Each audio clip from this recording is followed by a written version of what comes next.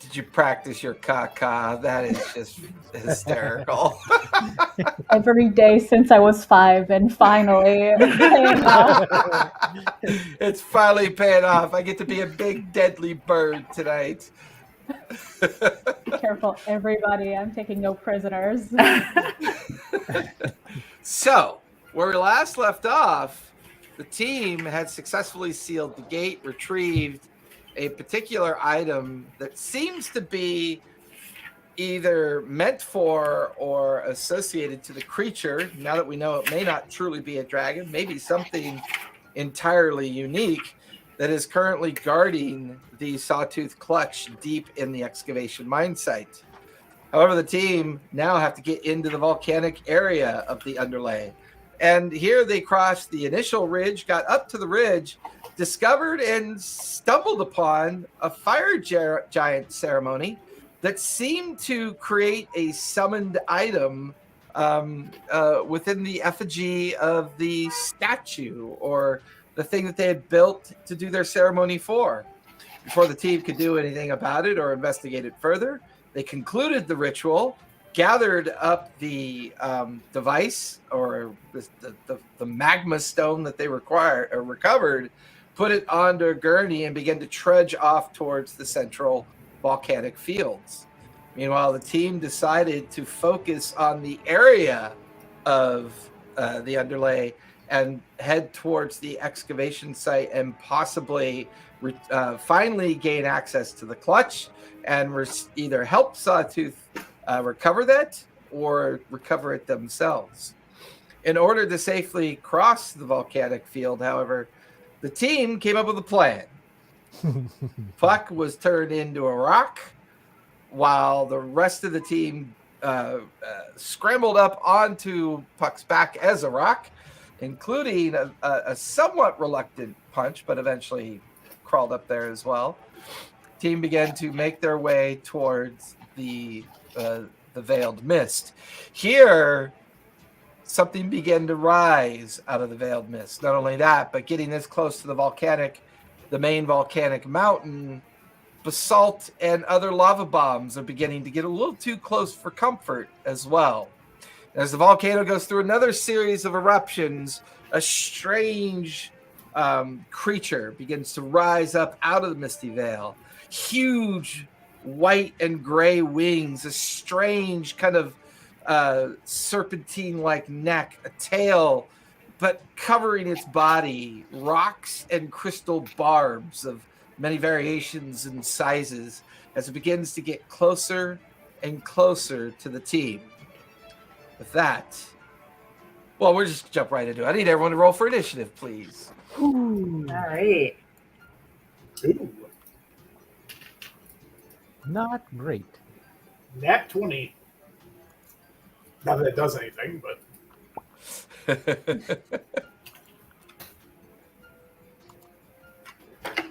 That's not the one I want. Where is it? Nope, that's not the one I want either. That's the one I want right there. The heck is that? We look freaking awesome on Awesome Puck's back right now. All right. What a shock spot with a 25. Xanath, Puck, what'd you get? 9. Winter, the slowest elf I know. She is our Ashley Johnson when it comes to initiative.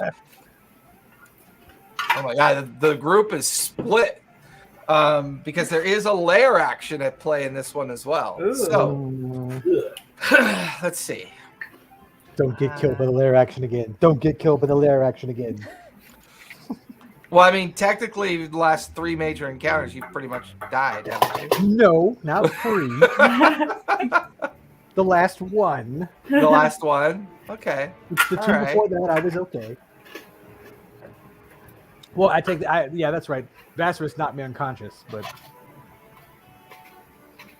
before that, I had a great fight with that zombie T-Rex. I had a great fight.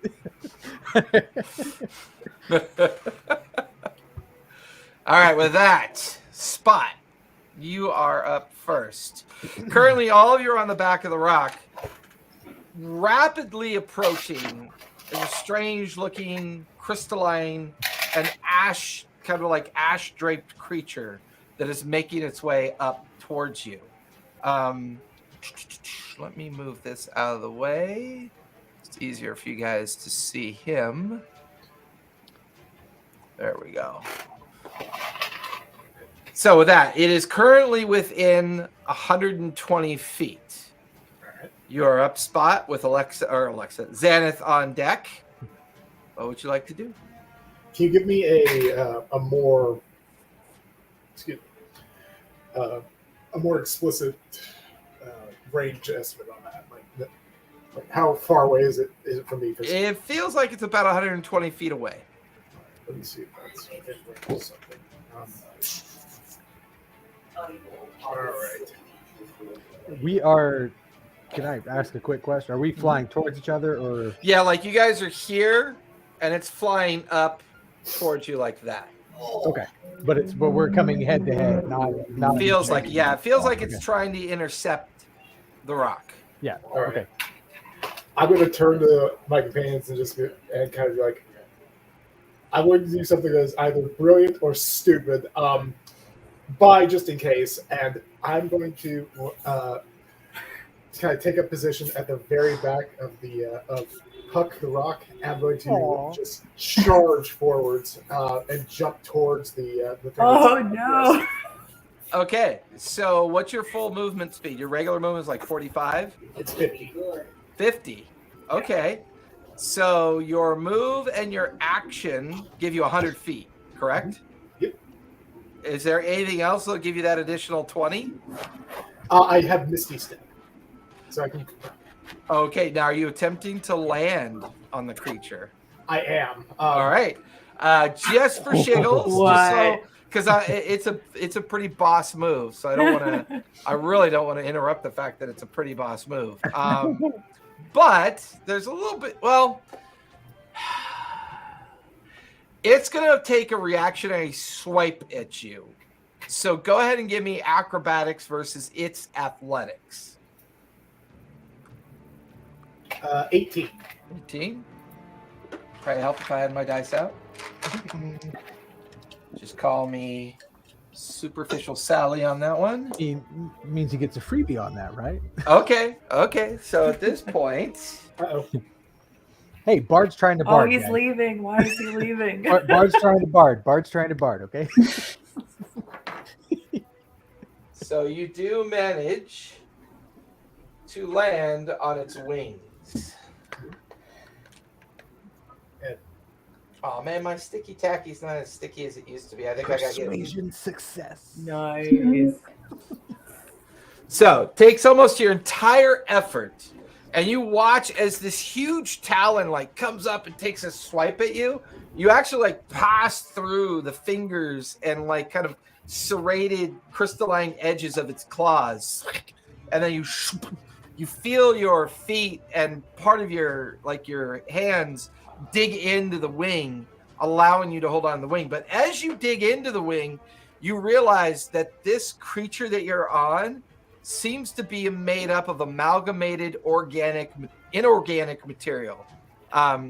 Like its wings are almost like a thin fabric of metal. Its body is just a conglomeration of rock, crystal, and other kind of like inorganic material. Like it's made of the very volcanic field itself. All right. What did I do? Oh, there it is. So I've already used up a bonus action and an action to do that. Oh, you used up everything on that. Okay. That will end your turn. That was a hell of a jump. And I'll say you guys are currently cruising at about 500 feet up in the air at this point. Don't fall. Don't That's drop a lot. polymorph. Yeah. Yeah, a lot of easy. I have slow So fall. with I that, planned that. Xaneth, you're up, but the lair action is on deck, and then the creature goes right after the lair action. Okay. Well, it So, doesn't know who has polymorph either, so we might be okay. mechanics question. I think that last time I gave Earthen enhanceability on Constitution. Is that going to help for concentration checks, though? Yes, because concentration checks are essentially a con save. Oh, sweet. Okay, Typically. awesome. That's why I asked for it. Okay.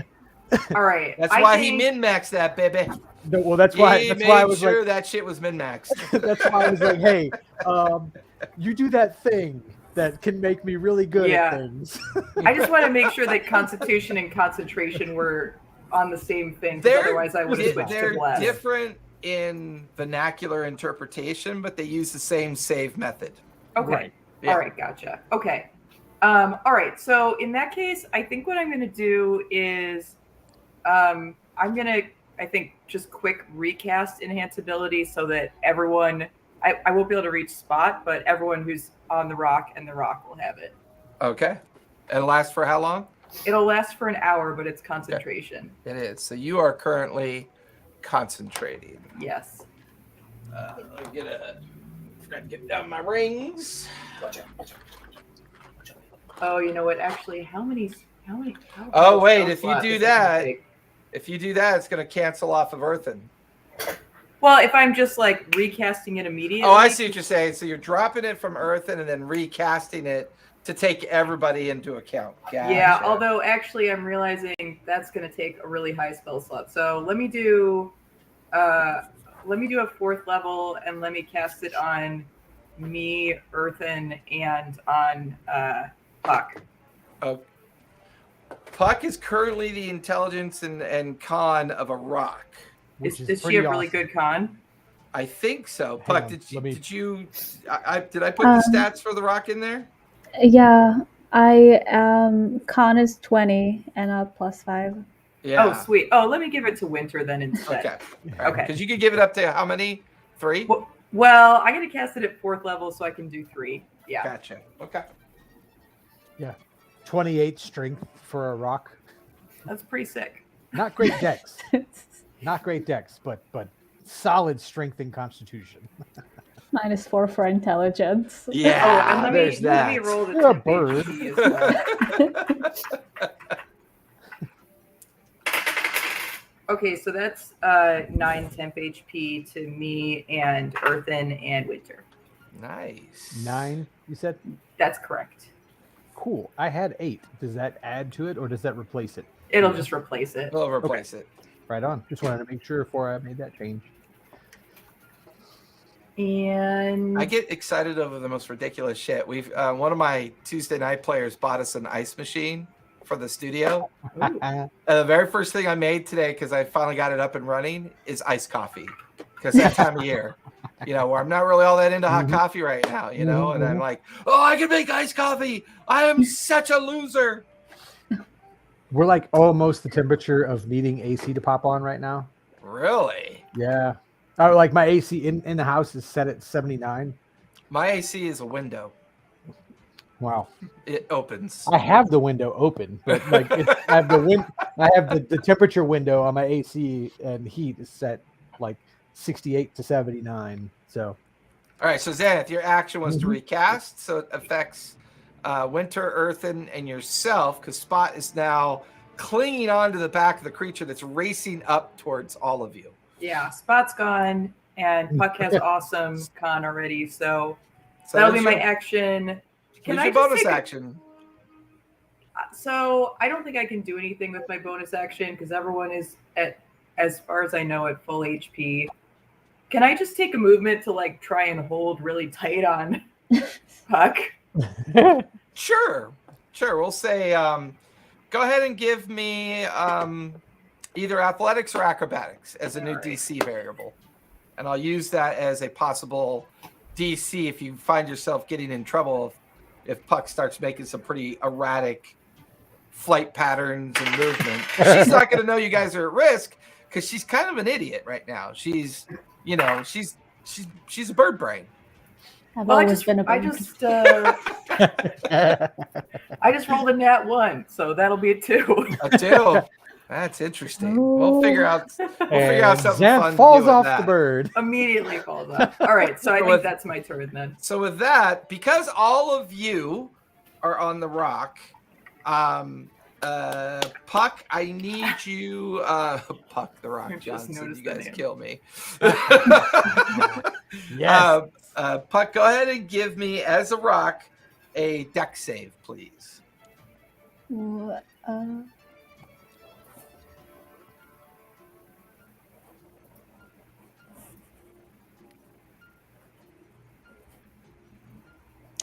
It's a nat 20. Amazing. For a total of?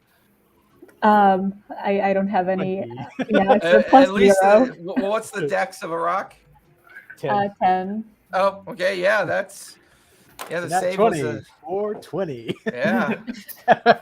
So because you guys watch as a couple of the lava bombs come streaking past the other creature and you, and something interesting happens. Like Puck banks, but when she banks, she manages to keep her back lateral, but her body twists. And like right underneath her, there's a streak of heat. There's one of the lava bombs just kind of arcing out of the volcanic field and up in the air and down. She manages to completely dodge at this point. The other creature takes a full broadside of a volcanic like slam into its side, but it immediately shrugs off the effect. And all of you now get the feeling this thing is immune to fire at this point. So I'll finish the lair action. The creature is up. It is not going to care. It's going to do its full 120 feet of flying and move up to everybody else.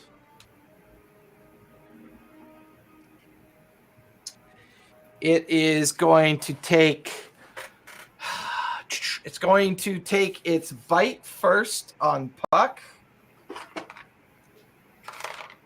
Oh, which 20-sided dice shall we use today? The The one unlucky that one. the Will Wheaton dice. Yes, those are not the dice I want to use. Okay, bite. That is a 25, Puck. Dang. Oh, wait, no, I have 248 hit points. What's the armor class for the rock? 15. 15. Okay, that's true. You are kind of big. Oh my god. So the bite will hit. It's going to take 2 talon attacks. That is a 18 and a 27. So those both will hit. And then it's going to take a tail strike. Floor dice. Floor dice. Take a tail strike. That is going to be a 19. So all of them will hit. So first the bite. The bite will be 11 points of piercing damage. Ooh, that was crappy on the talons. That's going to be 7 and 6. 13 points of slashing damage from the talons. And that's going to be 6 points of piercing damage from the tail. However, I do need you to make a Constitution save.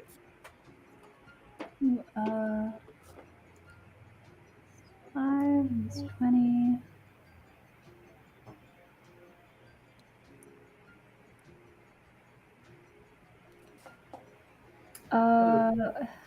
So that's gonna be 13. 13, that'll fail. You are currently poisoned.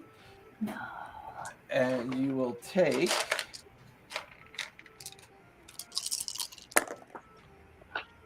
11, 28 points of poison damage. Jeez. And you are currently poisoned. I have a bad feeling that those 200 points are gonna go away fast. All right. That will finish the creature's turn. Earthen, you are up with Puck on deck. Now that the thing is close, can I observe what Spot discovered when he landed on the thing? Yeah, I'll say what I described for Spot. You equally pick up on this thing. Number I mean, one, now that it's appears, like right here, yeah. yeah. I mean, he appears to be immune to fire, and he seems to be made out of entirely of mineral structures. Its wings kind of give off a strange whistling sound because of the metallic fabric-like nature of the wings. Okay. Can I see any kind of? Can I see anything like holding it? Like anything that looks like it might be holding it together? Bonus action, investigation, or survival, your choice. Okay. Yep. Or nature. Bonus action, survival, investigation, or nature, your choice. Let's see. Survival, investigation, or nature. Yeah, probably gonna go survival on that, but Okay. and that's a 15. 15. Oh wait, plus 2, 17. 17. All right. It feels like an actual creature. It doesn't feel like a construct.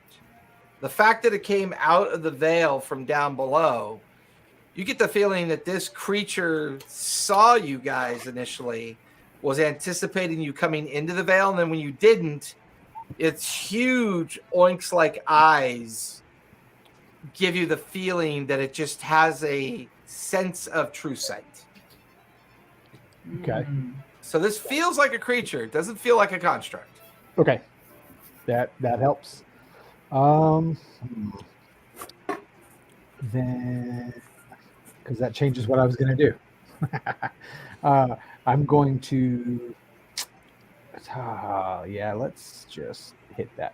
I'm going to try to hit it with Rowlithian Psychic Glance. Okay. Let's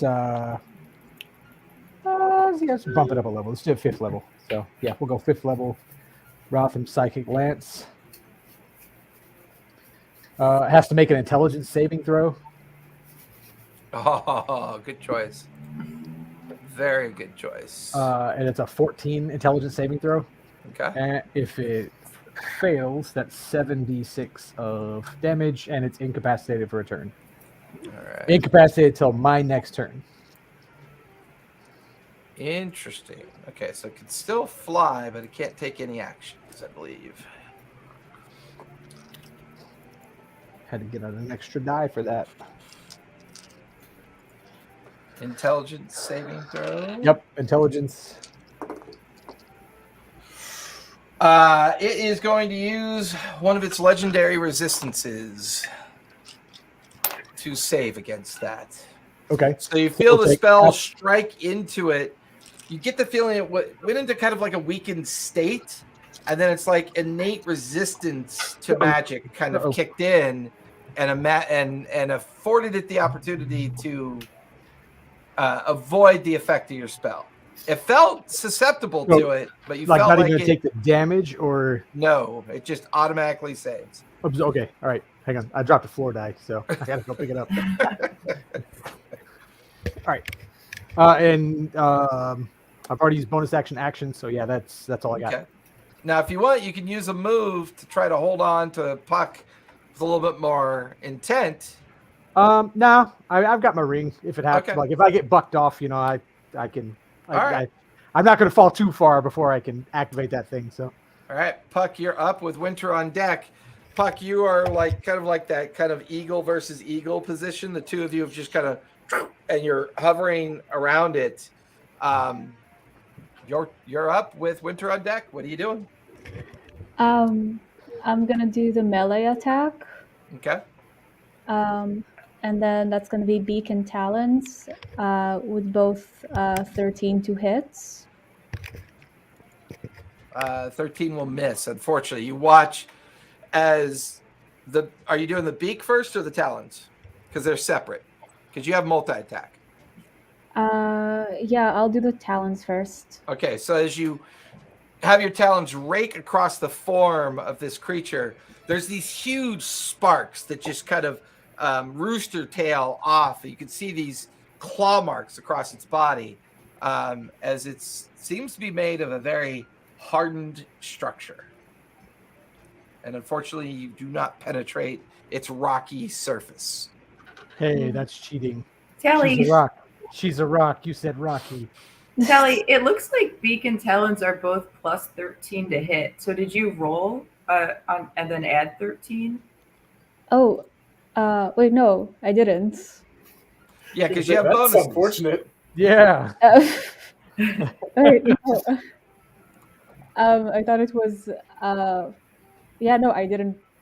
Now that I'm thinking about it, no, I did not. All right. So 13 plus. Did you roll a 13? Wait, okay, I'm sorry. This one's a little new to me. So do I do the nat 20 to attack and see if it's like over 13? I think it's saying you No, have no. plus 13 to So attack. the Yeah, 13, whatever you like roll. roll and then you add 13 to that to Oh. figure out what you. Yeah, so Sorry. roll your d20 plus 13.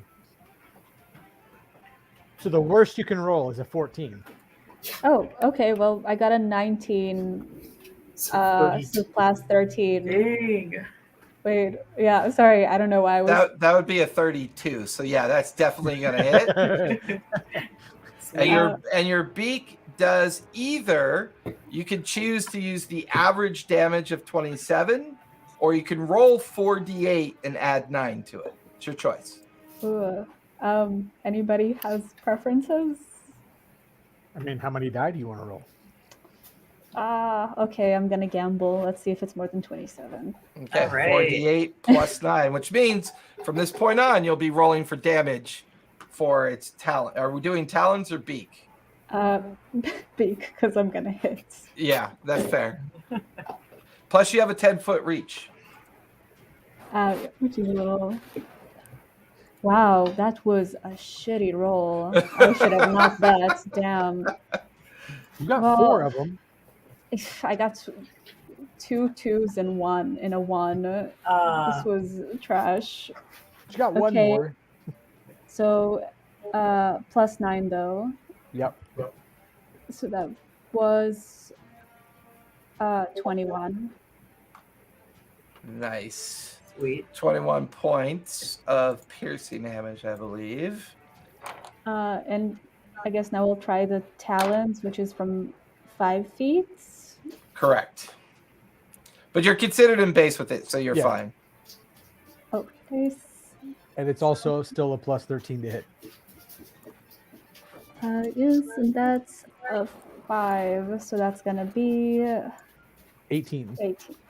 18 will miss Ooh. as you Darn. watch the talons scrape across the rocky surface of the creature. Can I shriek fiercely as a bonus action? Sure. Give me an intimidation roll as you do that. Yes.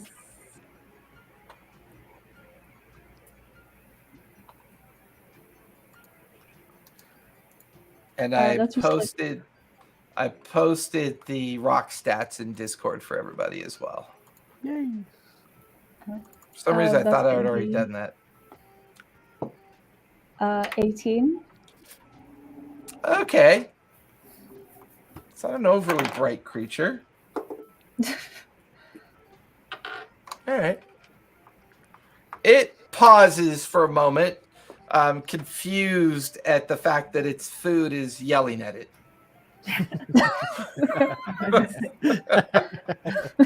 Now, you do have movement, and I think you may even have a bonus action or two, or something to do as a bonus action. Beak, talons, nope. You do have keen sight. By the way, your con saving throw has a +9. Plus 4 to dex Correct. +4 Wisdom. dex, and plus 3 charisma. +3, which is very bizarre.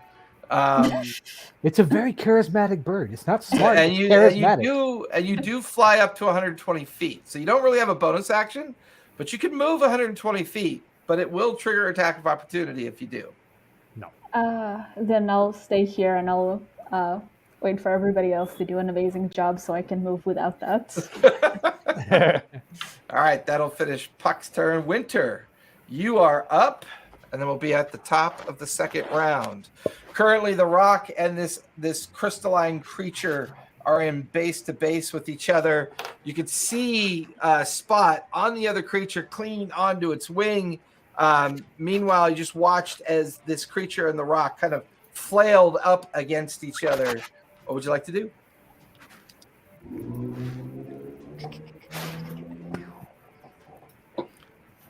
And of course, her camera freezes as she decides. Is it froze? Nope, now you're I back. can hear you now. Because it's thundering out here, so the Wi-Fi's kind of. We had that this morning. It was wild. I think I'm gonna do what I do best. I guess I'm gonna take a shot. Okay. Do you want to use any of your special arrows yet? No, I'm gonna save it. Okay, take your 2 shots. Go for it.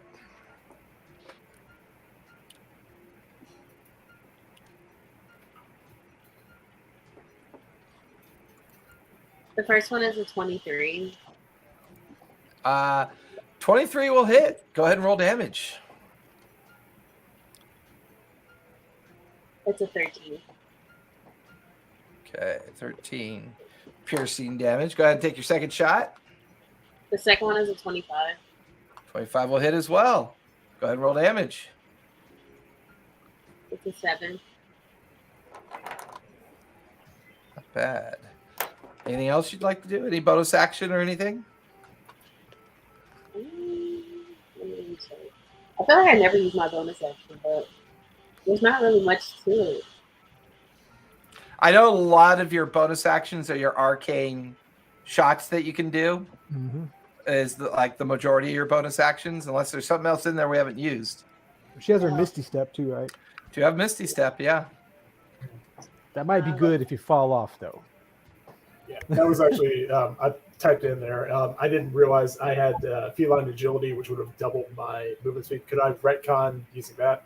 Yes, that's why I was asking, because I couldn't remember it either. I remembered you having something other than the Misty Step that worked for you. So All you right. still have Misty Step available to you. All right, give me 1 second. All I'm doing is just resetting that so it shows up again. Yep. Sounds good. Okay, so literally nothing has changed. Okay. I think I'm just gonna stay where I'm at since we're kind of like, no, we're ready to like leave. Okay. Sounds good. That'll take us top of the second round. Spot, you are up with a Zenith on deck. Okay, am I like centered on its back, or am I like on? You're up on the wing. Okay. All right. So I'm going to dig in with my talons, and I'm going to just more to brace myself than anything. I'm going to cast Hex on it. Okay. No save on that, correct? That is correct. That just happens. That's like Hunter's Mark. I always forget about that. All right. I'm going to do.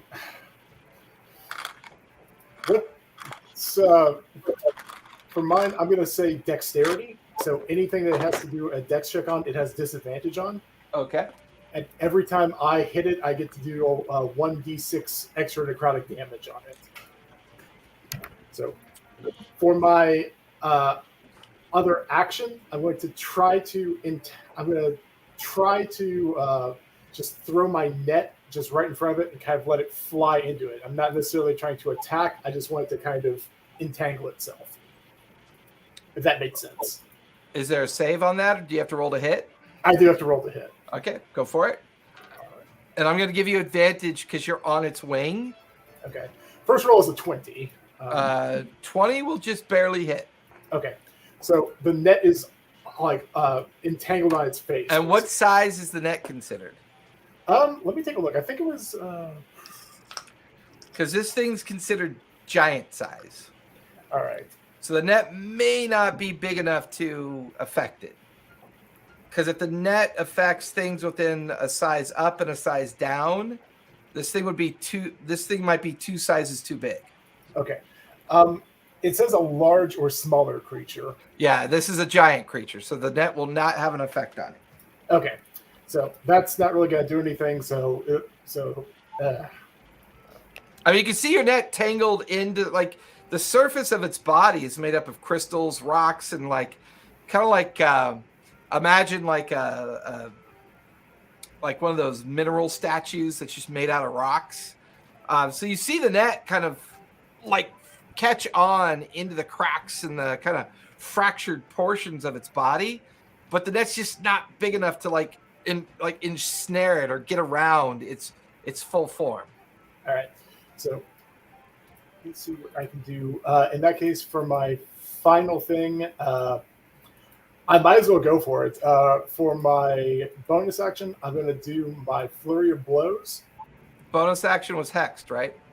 I get 2 actions in combat. Well, Unless I did that incorrectly. Let me take a look. no, you get so you have 2 attacks, right, during your action. Okay, I apologize. I misread that. So So I think hex is a bonus action, isn't it? that would have to be that then. So it does actually. So your bonus action was hexed, and then your attack action was you tried to ensnare it with the net, right? Correct. So you still have 1 more attack you can use. All right. Well, in that case, I might as well try to hit it with my Quicksilver Claws one more time, Go for it. and then it's pretty much just try to dig myself in position on its back or on its wing. Okay. So, that is 26 to hit. 26 will hit. Go ahead and roll damage. That is a big 10, but I also get to roll a d6 for necrotic damage. You do, because it's hexed. That is a full 6. Nice. You guys watch as Spot flings out his net really quick and then goes to strike into the wing. The net, unable to get around the creature's form due to its size. You do watch as Spot brings his claws down into the fibrous metal material of its wings. And there's like an explosion of small bits of arcane necrotic light that kind of explodes out. And you see little shredded bits of metal kind of tinkling along its wings and kind of flaring out like glitter. So yeah, you did decent damage to its wing. Now, do you want to move to another part of the body of the creature or stay up on its wing? I want to kind of stay near its center of gravity, just like on the back, where it's going to be less. I'm not trying to remove my claw, so I want to be stuck in where I am, essentially. Okay. You want to shift more towards the center. Yeah. Like that blow was more was just as much to anchor myself on it as much as anything. Gotcha. All right. That'll finish Spot's turn. Xanath, you're up with the lair action on deck. All right. I'm still holding Enhance Ability, which is a concentration spell. Yep. I'm gonna, for my action, hit Puck with the lesser restoration to get rid of the poison condition. All right. Poison condition is gone. And I'm obviously not gonna move, and I can't do another spell, so I don't really have anything I can do for bonus action. So I think I'm just hanging. Okay, just holding on. You feel the magic pour into you, Puck, and you feel the poisoned feeling kind of flake off of your body. Your intelligence is not quite high enough to let you know why. You just know that the weird featherless friend on your back is petting you, and it's making you feel better. Lair action. Good job, Puck the Rock Jackson. Puck, I need you to make a deck save, please.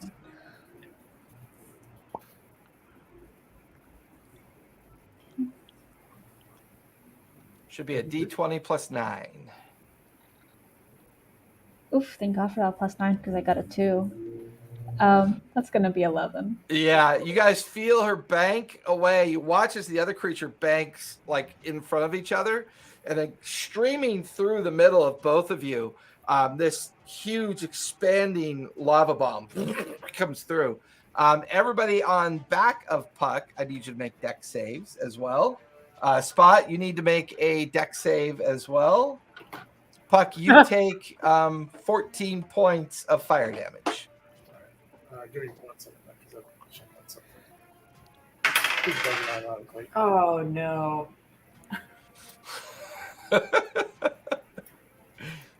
Is this the part where we all plummet into the volcanic fields? Not all. That's true. I'm not going to plummet into the volcanic fields. So, Spot, what did you get? 17? Yeah. Okay, you're good. Xanath? I got a nat 1. Nat 1? Yeah. Earthen? I doubled Xanth. 2. Okay. Incredible. Wow, 2 concentration saves already. This is gonna be interesting. Puck, you failed, so you took the 14. Winter, what'd you get? A 16.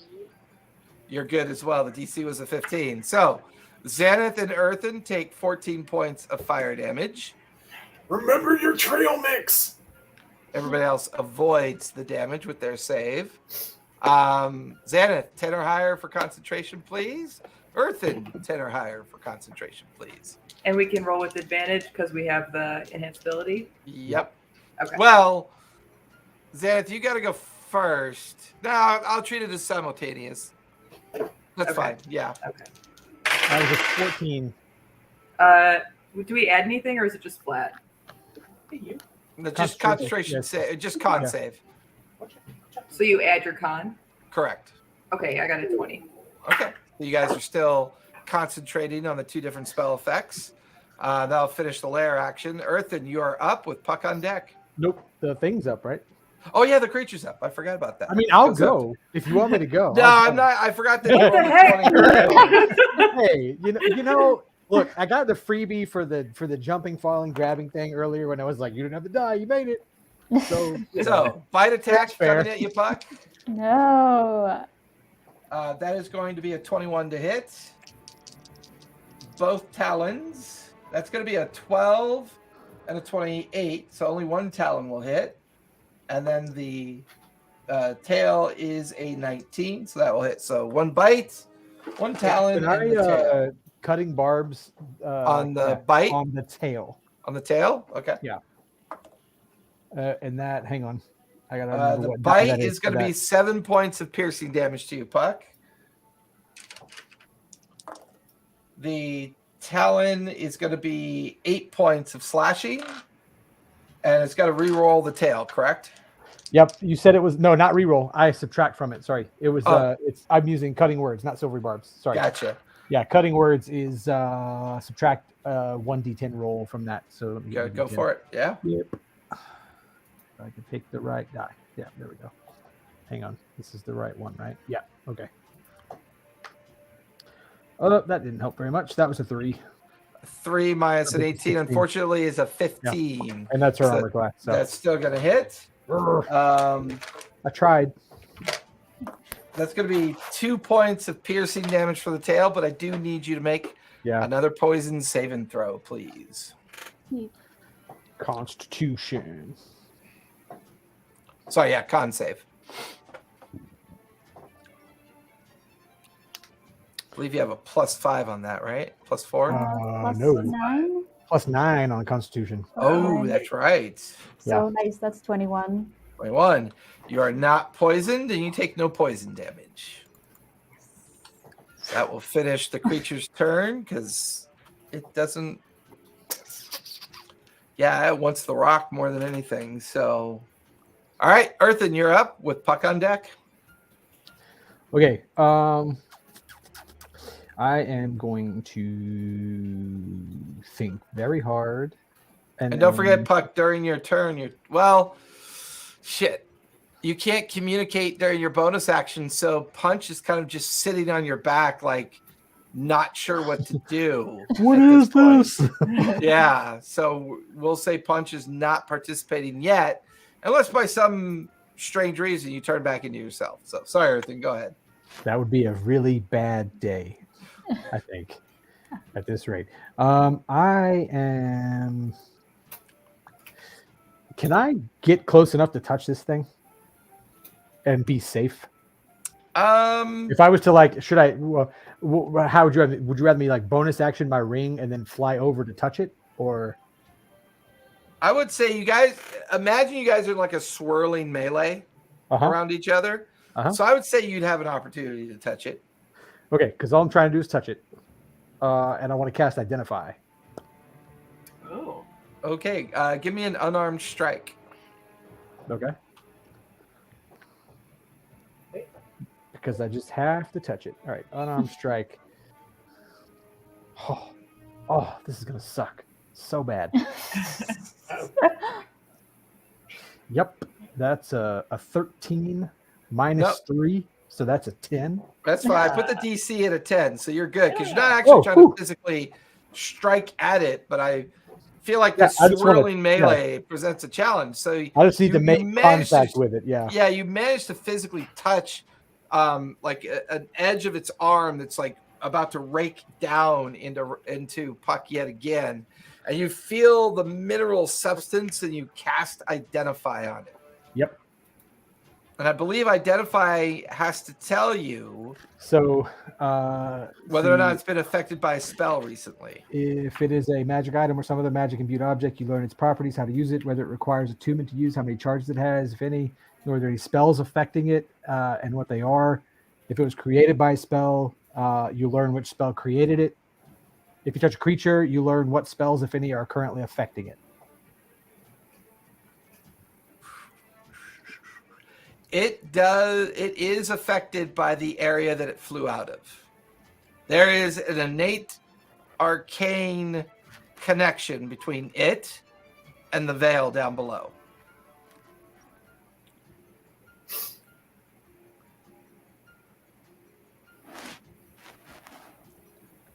Okay. All right. That was my action. Then have your bonus action, and if you want to move at all. Yep. 1 second. Let me check something before I make some weird decision. We're still about 500 feet up in the air, you said? Correct. You guys are kind of like swirling around each other like this at about 500 feet. Okay. Let me see what this is real quick. Not long enough. Okay. Well, that's going to take that plan out of the water. Can I then, as a bonus action, try and convince Puck to go down, like to lead this thing down? How do you? Like, I mean, yeah, I have animal. I'm trying to think like animal handling. Yeah, you can give me animal handling, and we'll see if you can figure out a way to communicate to Puck that you want her rock form to start a descent. Because like I had to move to get close enough to touch that thing. Yeah, if that would put me like somewhat sightline. Yeah, like you're kind of like clinging on to the neck feathers. Yeah, and you reached out to where the huge creature's arms came in. You identified it. Now you're like your face is right alongside Puck's big giant like eyeball right there. Her beak just kind of arcing alongside you. Give me animal handling for starters. That's a 14 plus 7 because I got a +5 plus my proficiency, so that's a 21. 21. Puck, give me an intelligence save with advantage. Oh. You got this, Puck. Studied all my life for this moment. Okay. You're only a bird brain when you're a gnome. You're a gnome brain. You're a gnome brain when you're a bird. Wow. I might not cooperate after all. You're a gnome brain bird. Well, 16 minus 3 is going to be 13. 13? You get the feeling that the strange creature holding onto your neck, I mean, you're not really sure why these featherless creatures are infesting your body, but they seem to be helping you somehow. And you get this strange notion that this thing's trying to communicate with you. You're just not really certain precisely what it's trying to communicate. You have a memory of this person. They seem friendly, but you're not really sure what they're trying to do. And can I then, as a free action, just shout out to everybody like what I learned from the Identify? Sure, I'm okay with that. Like, hey, like this thing's connected to the ground. We got to get this connected to the place here. We got to get down there. Puck, go ahead. You are up with Winter on deck. So I did not understand that I should go down. Unfortunately not. It's a strange language. Yes, it is. Us birds don't get you. Okay. Can I use would keen sight be considered a bonus action? I depending on what you're trying to attempt with it, I could see it being a bonus action. Just to kind of ascertain like a weak point. Ooh, yeah. Give me perception check as you glance at this creature, wondering if there might be a weakness to it. You have a +4 to perception too. Yes. Okay. Thanks for whispering that because I was looking for my yeah. It's on the block. It's like underneath it. Yeah, it's the one like skill that you have a +2. Well, I got a 3, so Hey, 7. yeah, 7. Our group was not meant to know things Unless they touch it. unless we touch it. Like I'm the guy that puts his finger in the liquid substance and maybe it burns his finger off. Do you have that base? At least I didn't taste it. This creature like doesn't cause your kind of like rock-like senses to like your rock senses are confused as to why you can't smell like the juicy tidbits of a creature that would be like its meaty interior, its kind of like scent of like it. You're a predatory creature right now. This thing doesn't feel like it's prey. It has a strange smell to you. And unfortunately, its crystal and rock-like skin and its formidable skin in general, you don't immediately see a weakness, but your predatory sense tells you there should be one. You just don't notice it at the moment. Hey, question. You had mentioned just like she wasn't getting a read because it's got like mineral skin or whatever. I have at least presumably drawn whatever the equivalent of blood is. Could she scent that? Just in case it has anything to do with it. Wasn't really blood. You shredded the membrane, the metallic membrane of the wing, and like glittery metal sparks and like an explosion of necrotic energy from his hex ability is really the only sign that you saw come off its wing. Winter has shot 2 arrows into its form, but the arrows, when it struck, which is a good point, when the arrows struck, pieces of its skin broke off, like pieces of mineral and crystals broke away from its form. There's not a sense of your predatory nature with picking up on this thing as prey, but this thing feels territorial and dangerous. It feels like a living creature, so you're not really sure what this thing is. Oh, well, I guess if all else fail, go for the eyes. Beak away, roll a hit. Can I do instead of melee attack to do? Can I do beak twice, or does it have to be both of them? Multi-attack is beak then talon, or talon then beak. That does require both used. Okay, darn it, because the beak is a little better. Oh, I think your talons have a grapple effect, if possibly though. Yeah. Oh, that's true. If you can hit with them. So can I do beak to the face and then talon to the throat? Go for it. The 1-2. The old 1-2. Okay, let's start with beak.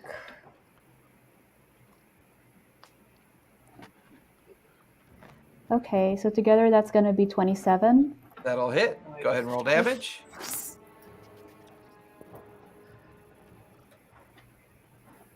Okay. Can I just do the 27 this time, or darn? No, because you started rolling dice already. Such is the life of a gambler. It's okay.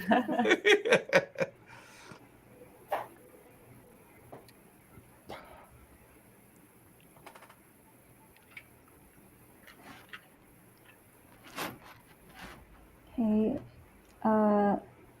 18 plus 9, that's going to be 27.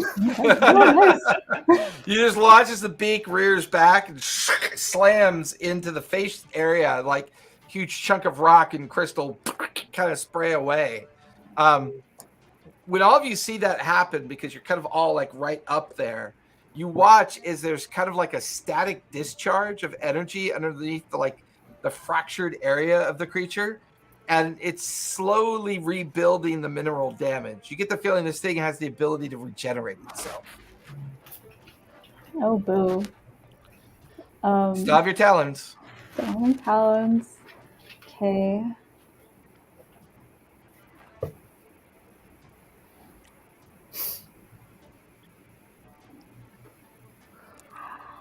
Nice. Okay. So that's going to be 19 plus 13.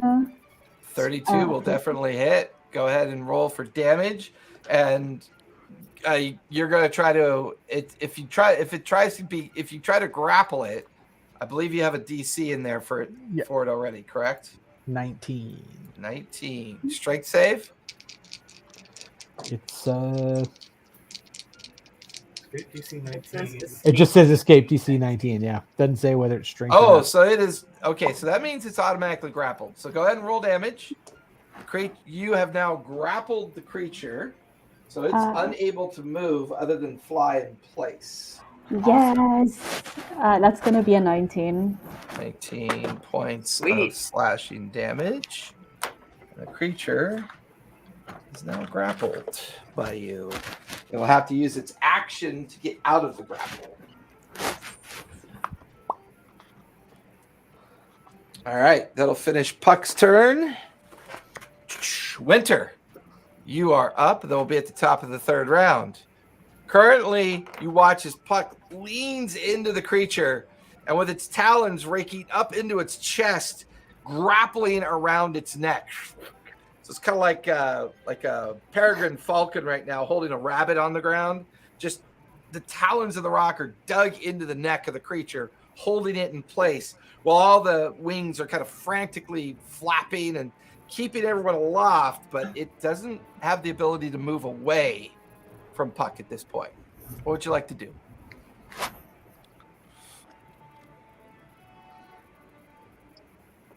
Did she mention the eyes were weak, or was it just like something that she could scratch? It was just something she went for. She can't really communicate because she's a rock. She's a big bird. So you just saw that her beak went for the face, but the talons dug up through the chest and into the neck.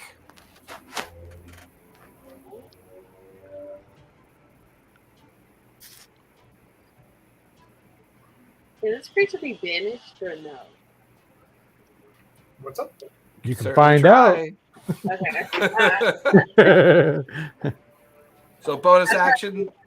Yeah, banish That an arrow. arrow. Go for it. Roll to hit.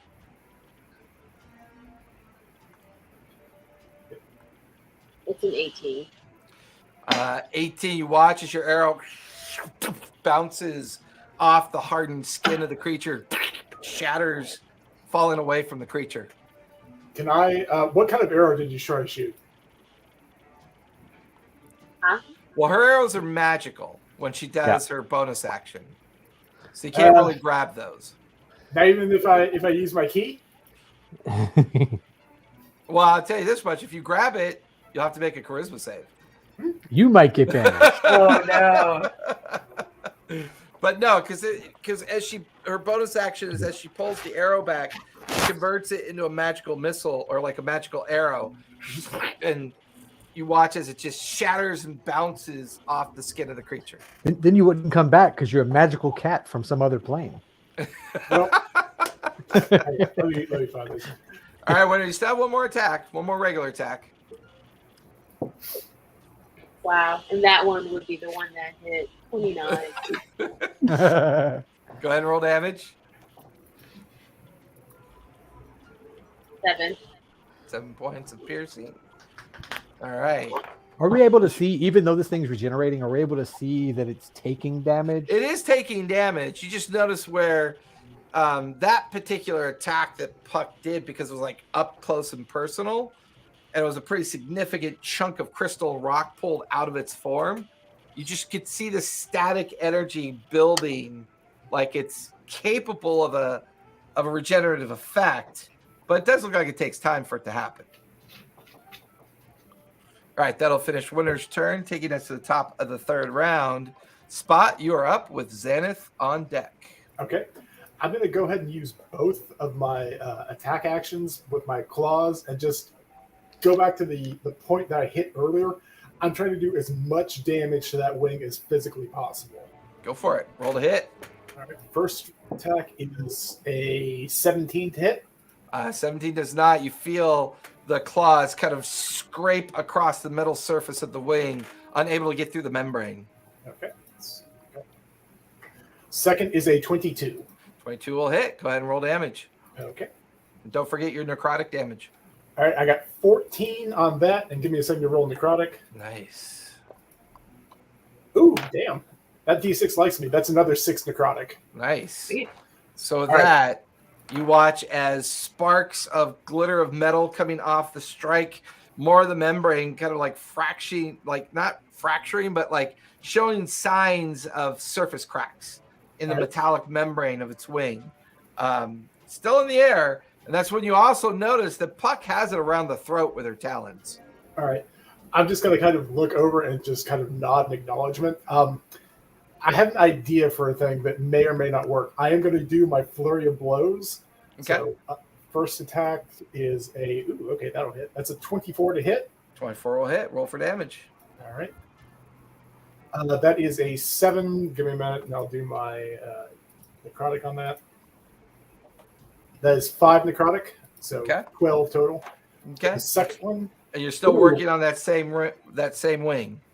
yeah. Okay. Next one is I rolled a nat 20 on that. Nice. Go for it. All right. So, and that doubles the damage on that. It's been a long time. You can either roll twice the dice or times the dice roll by 2. Okay. So, I mean, it ended up being the same. So that's 14, and give me a minute. I'll do I do the same thing for the necrotic? I doubt You it. do because it's a dice roll. All right, I'm just gonna roll 2. That is 6 total necrotic. Nice. And You just really like 6. yeah, it does. Oh, on that one, that was a 5 + 1. So Yeah. give me a second. I'm not used to doing a thing here. I got to take care of my key points. The other thing I want to do is because I used my my flurry of blows, I use my open hand technique. I totally understand if I can't actually push this guy back, but I want to do I want to impose an effect on him. So Okay. So yeah, open hand technique. Let me read this. When I hit with one of my flurry blows, I can close with the following effects. It can make it fall prone if it fails the dex and get pushed back 15 feet. Probably So not. Gonna... First of all, it's currently grappled by Puck. Mm-hmm. Secondly, because it's giant size and you're considered medium, it's immune to your effects. Yeah. Okay. There's one other thing. So I can't impose any effects on that. Nope. Okay. Well, I'm gonna kind of stick where I am then. Really hard. Okay. I'll finish your turn. Xanath, you're up with the lair action on deck.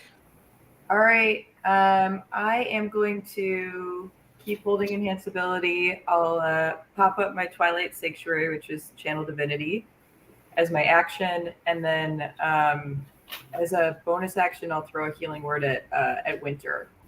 Okay. Let's see. I don't even know if she's taken any damage yet, has she? I think she has. I think Yeah. Puck Oh, is she's showing up here as at 31 hit points. Winter, where are you at? Oh, that's right. She took some damage from the lair effect. That's right. Okay. Because I think can't everyone's tell if looking her pretty screen good froze right now. again, or... Oh, no, she's there. Okay. All right. Winter, take 8 HP. So you get 8 hit points back, Winter. Yeah. And that'll be my turn. All right. So, because Do we you're get the bonus grappling from the Twilight Sanctuary. You Right get at now, the end or of is that- you get at the end of your turn. Oh, okay. So, that one. keep in mind, Puck, because you're grappling the creature, I need you to make a dex save with disadvantage, please. Ooh. Yeah. Remember, that creature has disadvantage on all dex effects. So does that counteract anything? No, because this is a lair effect. Lair action. Oh, okay. I tried. But he will. But the creature will fail as well.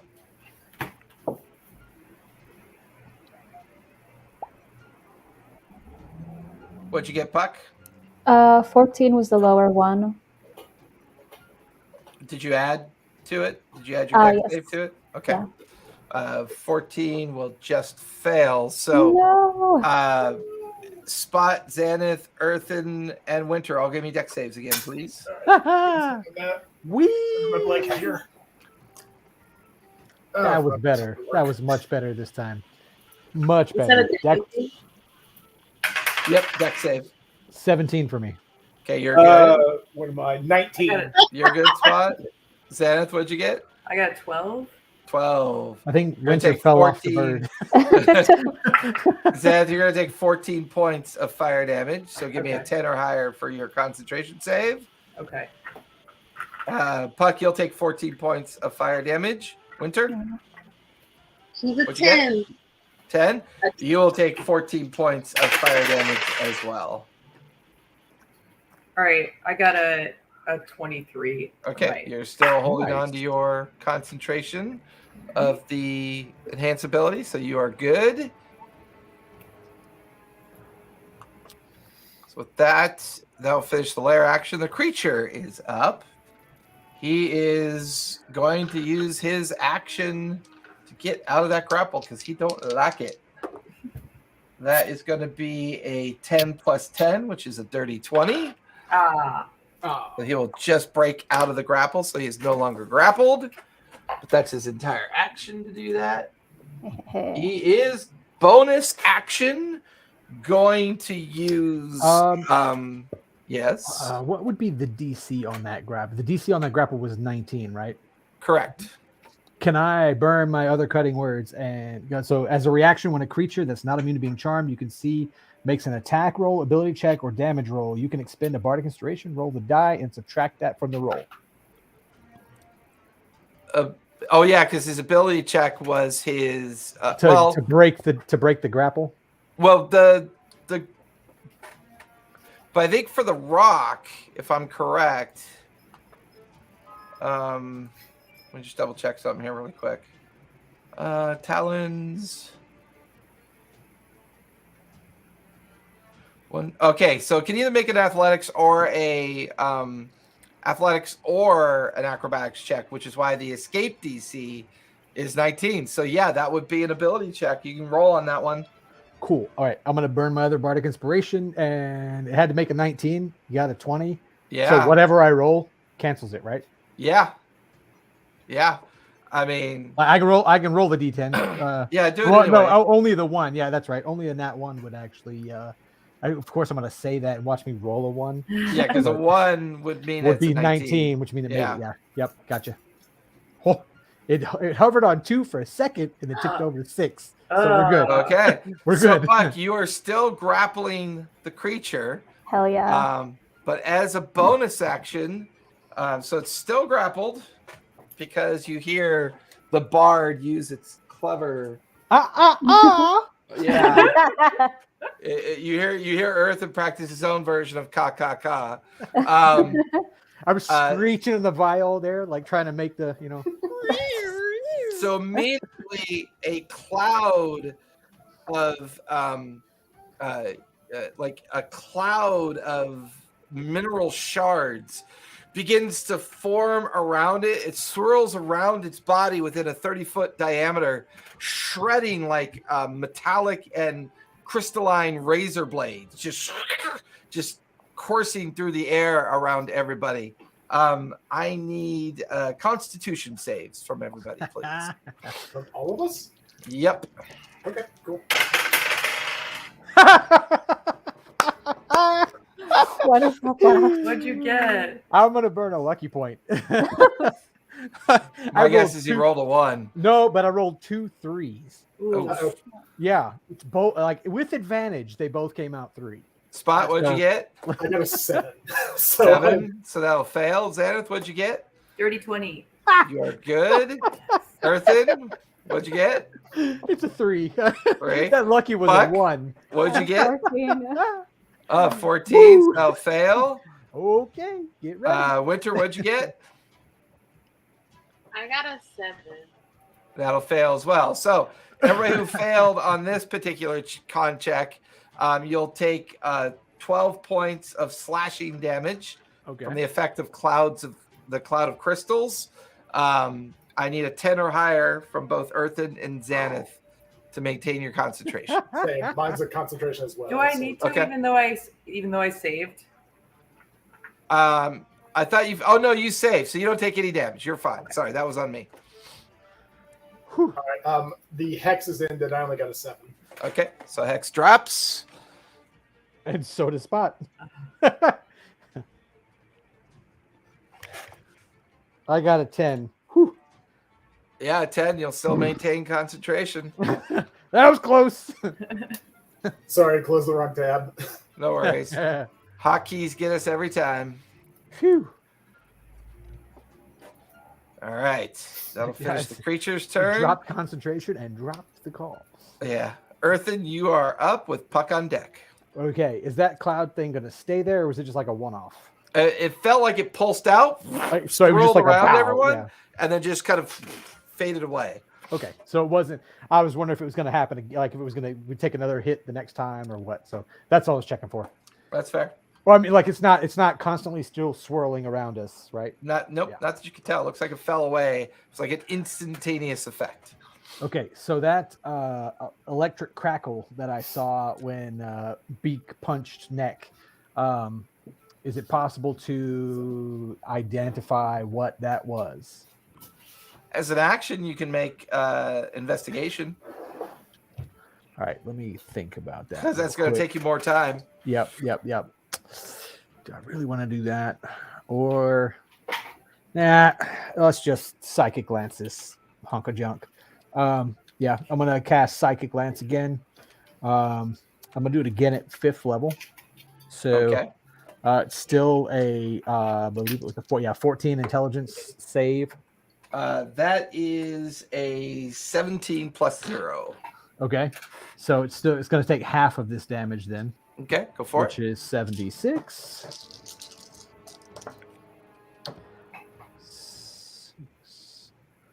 12, 18, 26. So 13. it. 13 points. Oh, wait. Sorry. Add 1 to that. 14. I missed a 2. Yeah. All right, 14 points of psychic damage. Slams into it.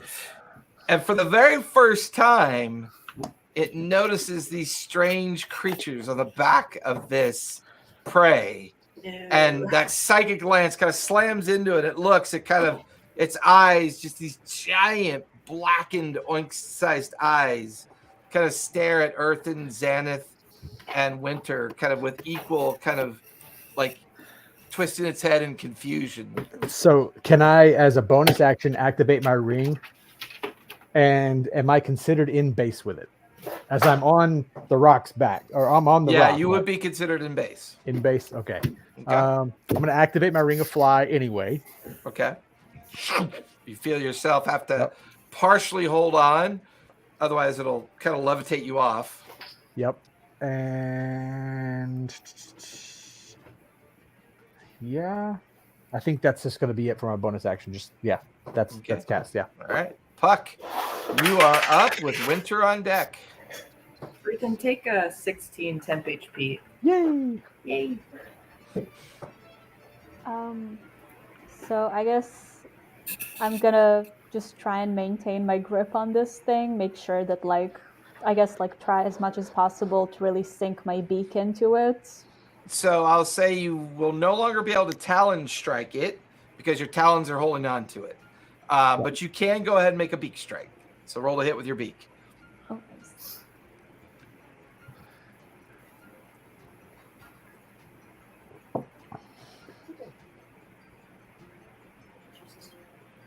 So that's going to be 25. 25 will hit. Roll for damage.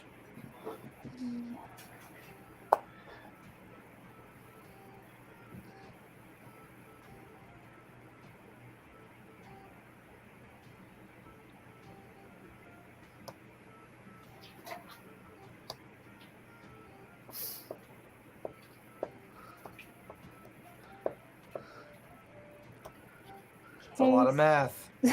Why do I always end up with the math? Okay, that's gonna be 22. 22 points of your beak is piercing damage, I believe. Yeah, 2 points of piercing damage. That's with your +9. Yes. You rolling? So the beak comes back, slamming into its neck and down while it's got grappled by the talons and slamming down in it, keeping it like in check and in base with the rock. The creature seems frustrated. It's hard to tell if it's weakened or not. There are a lot of from between Winter taking her shots, Puck and Spot. There's a lot of superficial damage on the surface of the creature, but it doesn't bleed. It doesn't give off any kind of organic outcome from the damage. So it's not easy to tell how much damage is being done to it. Can I use my bonus action again, this time because I'm a little bit closer to it, again, to try and ascertain any weaknesses? Yes, it's your predatory creature. Yeah, give me another perception check.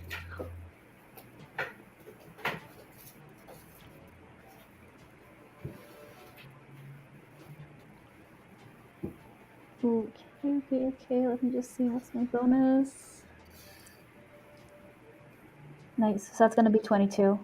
22. Nice. You instinctually feel like the eyes are your focus. You get the feeling that the eyes are the weakness. Ooh, nice. Okay. Can I cacaw it at them and just maybe they'll get it? Boy, that'd be great if you could, wouldn't it? All right, Winter, you're up. Can I Very reaction loud, comprehend language screeching. to understand what the rock said? Its intelligence isn't high enough to speak a language. That's part of the problem. Morse code. All right, Winter, you're up, and then we'll be at the top of the 4th round.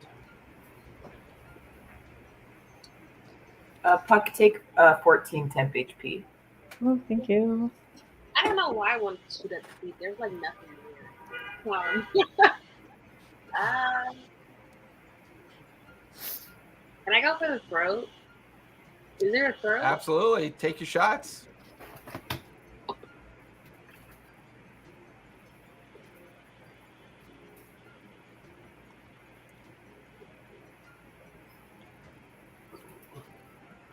The first one's an 18. 18 will miss as you watch the arrow bounce off the rocky skin along its throat line.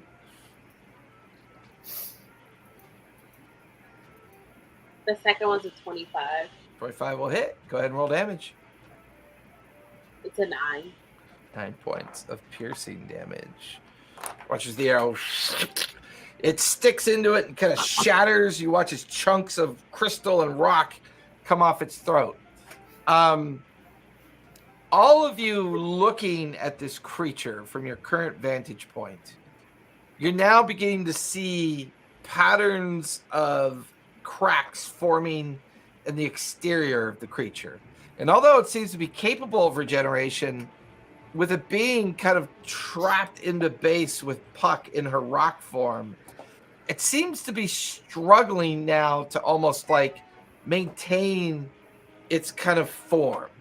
And that's when you all begin to notice that there are now little bits of rock and crystal falling away from it. So that'll finish Winter's turn. That'll take us up to the top of the 4th round. Spot, you are up with Xanath on deck. All right. I'm going to try making my way kind of up onto the neck. I will have, you said we would have noticed that it's kind of not looking great, and I don't necessarily want to be on the wing when this goes down. So going to kind of get up there, and I'm going to continue my pattern. Just go for the base of the skull with my attacks. Okay, go for it. All right. Okay.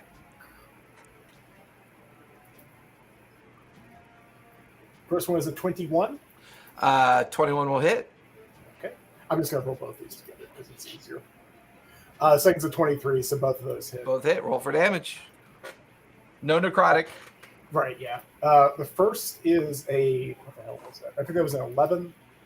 Okay. And the second is a 15. Okay. You guys watch as Spot shifts from the wing area up onto its neck, holding on and just repeatedly slamming into the backside of its head. Both strikes, crystal and rock, kind of peeling away. The creature like lets out this strange gravelly roar, this that just echoes out as it seems aware of something for the first time on its back. All right. Next thing, I am going to do my my flurry of blows again. Where are we? Because I've always kind of sucks. But all right, first one. Okay, first one doesn't hit. You feel your claws bend back from the strike. Second one's a 17, so probably not. No, both of them. It was flurry of blows just coming into its rock-like surface, bending your claws away, unable to penetrate. So I'll finish your turn. Xanath, you're up, and then the lair action is on deck. All right. So 12 temp HP to Winter, 13 temp HP to Spot. Okay. Because Spot's within 30 feet of me, right? Oh, yeah. Yeah. Okay. All right, sweet. Oh, that's right, because you have Twilight Sanctuary up, don't you? Yeah, that's right. Okay. Yeah. And then Puck, how is the rock looking? Currently it's 161 hit points thanks to your temp 14 HP. Okay. So it looks a little. It looks like it's taking some damage, but it's in the Still fight. flying. It started with about 100 more. Okay. I'm gonna hit Puck with heal, which gives you 70 hit points. Oh my god, thank you. Pretty sweet spell. Hell yeah. Nice. So I'll give 70 hit points. It also ends blindness, deafness, or any disease affecting the target. But I think you're not affected by anything right Not currently, no. She is the ambulance. Literally. now. It's so loud. Okay, and I'll do a bonus action healing word to Winter because I think she's pretty low still. Okay, go for it. Oh, you know what? Actually, who's lower, Winter or Earthen? I'll do one to Earthen. Okay. Oh, Since he's got the polymorph. Yeah. You know. He's got the big feathered bust staying up in the air. Yep. Oh, but I can't because it's another spell. So actually, never mind. Yeah, it's spell on Sorry. spell. Yep. Okay. All right. That's okay. That'll end my turn. Okay. I'll end Zan's turn. Question. Your action is up as another round of lava bombs are coming your direction. Can I ask a quick question on the Twilight Sanctuary? Does the temp HP from Twilight Sanctuary stack, or is it just replaced if it's low? It doesn't stack. No stacking. Okay. Yeah. Just making sure. Puck, give me a dex save with disadvantage because you're still grappling the creature. Creature will fail as well.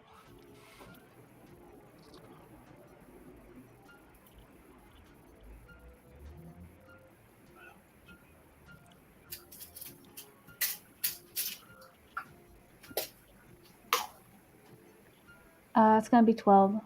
12, that'll fail. I need everyone to give me dex saves, please. Where are you Ah! at? Ouch. 22. 22, Spot, you're good, no damage. Zenith, Unicorn. 17. you're good, no damage. Earthen, 1. Come on, man. Take 15 points of fire damage. Puck, take 15 points of fire damage. Winter, what'd you get? Not enough to save me. I got a 10. All right, take 15 points of fire damage as well. Hey, you get fire damage. And you get You fire get damage. fire damage. And you As get a fire first- damage. Can I just yell, eat your fucking trail mix? So with that, We're flying through the air. Open that thing. It's just going to fly. yeah, the creature's gonna. Pour it into your fucking hand and shove it into your goddamn mouth. Oh, The while creature- I'm on the back of a bird in the air, spiraling around another thing. Gonna use athletics to try to break out of this grapple that it's in with Puck. That is going to be a 26. That's okay. That's okay. So Puck, go ahead and give me. Oh no, it beats the DC because it was off a Talon strike, not a traditional grapple. So it's action get it out of its grapple. Puck, you get an attack of opportunity as this thing's going to move away. Yeah. I would say Earthen, Xanath, and Winter can all three take attacks of melee opportunity. So if you do, whatever your typical hand melee weapon is, you can strike at it as it tries to get away. Cool. I'm gonna try and peck its eyes out. Okay, go for it. Take your beak strike. Is it gonna be the 4d8s or is that a different thing? You still have to roll to hit. Oh, well. I mean, theoretically. Oh, hey, question. I meant to ask this when it was my turn because when they were in base, could I take a sneak attack because of proximity?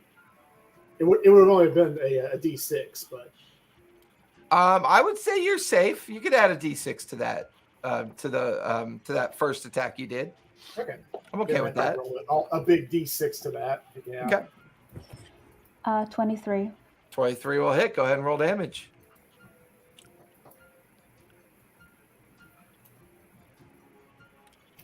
Okay. He took another 3, so Okay. just mortal that.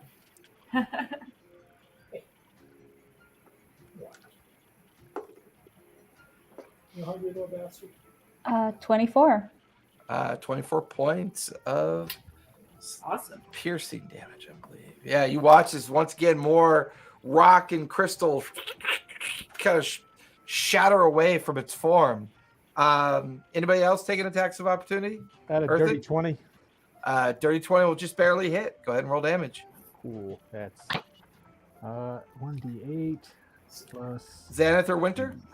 I got a 17. Nope. You feel your weapon bounce off the rocky skin of the creature. That's 7. Okay. Well, you said with the Melee. like a hand weapon. Correct. So would that be like my sword? Yep. Okay. It's a 13. 13. You feel your weapon bounce off the rocky hide of the creature. If I pecked it in its eyes, is it partially blind or are the eyes The only way you also- can get a chance to hit it in its eyes is if you roll a natural 20. So right now you're like slamming up near it in its neck by its face, but you haven't quite struck its eyes yet. All right, so it is going to move. Run away! It's going to go out because it could move up 120 feet. So,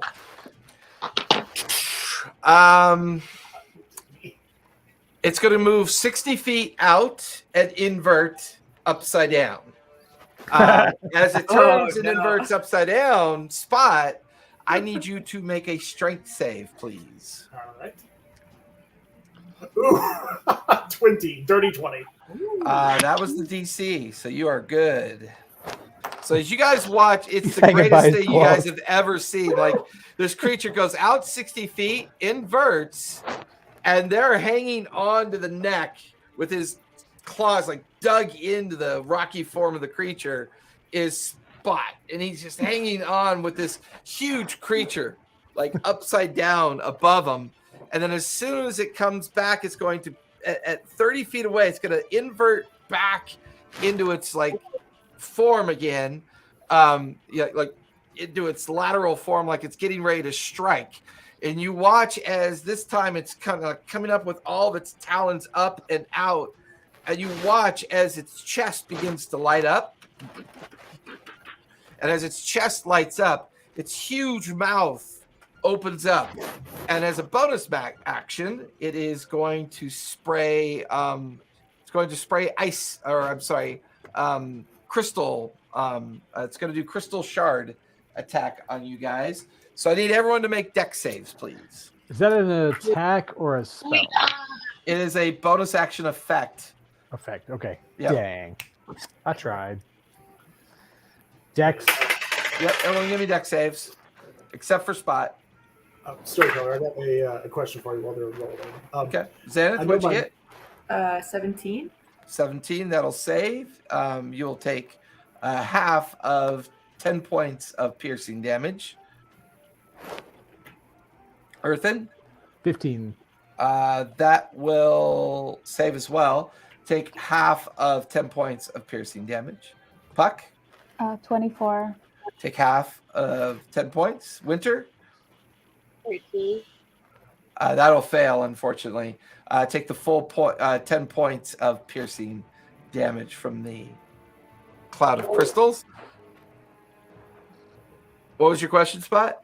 I know when I threw my net at it, he's way too big for me to entangle and trap. But can I pull it taut since it's on its face and like kind of force its jaw closed? Assuming I can get back to it and grab the actual. I mean, you can certainly try. You got to retrieve it. It's currently lodged into its rocky skin.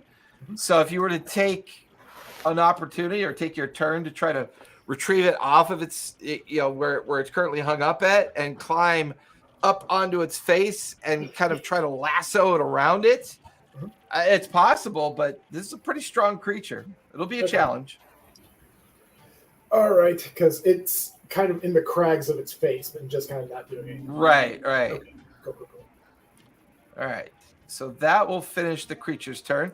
Let's go ahead and take our 5-minute break. And when we come back, Earthen will be up with Puck on deck. Yay. We will be back in a few moments.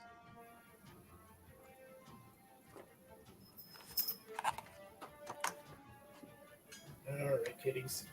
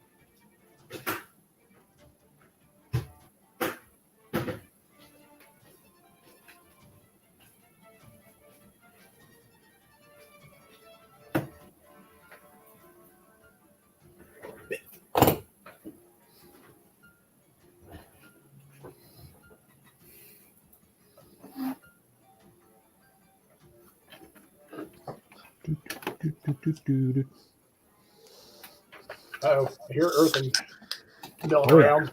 Oh yeah. Come here, you. Gotta warm up those vocal cords for action. Are you gonna sing it to death? I've been doing that so far.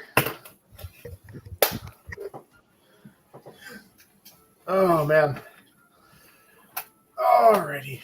There we go.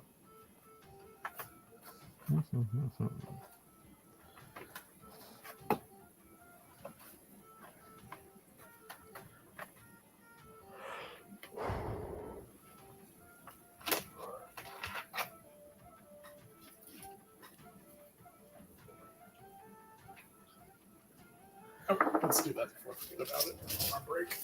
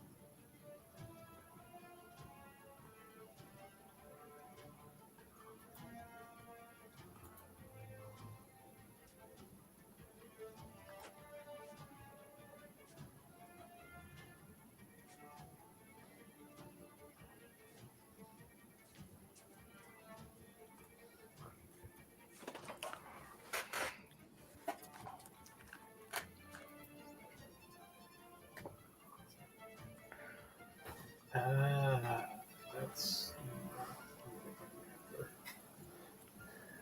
All right. We are back. Give everyone else a couple minutes.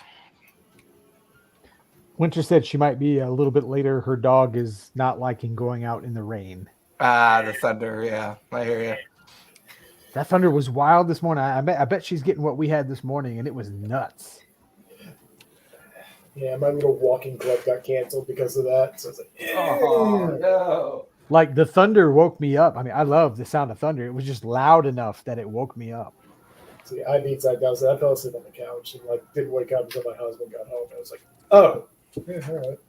Check my watch. It's like, oh, that's canceled. Is it normal to have thunder in May? Oh yeah, it's normal. Yeah, It was just really loud. Mm. Like all the windows on my house were rattling. Oof. That is wild. Yeah. It wasn't like boom. It was one of those like long rolling thunders. It was like boom, boom, boom, boom, boom, like holy, like 3 or 4 times in a row. It was like, okay, that was big. All right. I imagine it's what the arcane thing that we just got away from 3 sessions ago sounded like when it was killing me. One of many possibilities. You know? All right, Earthen, you are up with puck on deck. Okay, as a bonus action, can I try and convince Puck to fly down again, but also by flying down, because I'm flying now and we're separated, so we're not close enough. Okay, yeah. Give me. I'll say she's come to terms with what she thinks you are. So this time you can give me a persuasion check. Okay. Ooh, that's a very good check. 15 plus Persuasion. Plus 10. So 25. 25. Puck, once again, give me an intelligence save with advantage. And I gave it a lower DC this time because of the way that Earthen is moving away.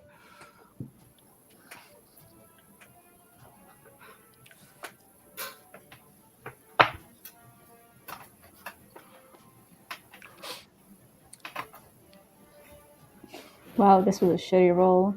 That's gonna be a 6. Yeah, you're wondering where the birdless creature's going as you just watch him fly away. Come on. This was with For the advantage. featherless creature. You know, I'm gonna like drop concentration on you just to get you to come down. We But free fall with for that- 400 feet. Yeah. With that, though, I'm gonna try and fly down, but stay. You know, I'm staying within 60 feet of her of the rock. Okay. So like trying to like below the rock, but yeah. I think we'll if say you're somewhat off to the side, 60. So you flew down, but you're maintaining your 60-foot kind of distance from Puck, so you can maintain your concentration on her. Yep. And Okay. So as you're moving your bonus action, you still have your action. Yep. All right. And so I'm gonna go 6th level psychic lance this time. Nice. One of these times I will hit and it won't resist it, but that is a It's, 19 plus 14. 0. okay. So yeah, it had to be a 14 to right. So let me get one more die out. I think I got to get let's see, that's 96. Hang on, I gotta get several more die out. Oof. That's I misheard that. I heard 96. I was like, oh, Jesus. 8. I mean, yeah. Oh, no, I already got that one out. Sorry. I'm digging through my dice bags to get my. Ooh, that was pretty Sounds white like a one. Warhammer roll. Yeah. All right. 96. And. 6.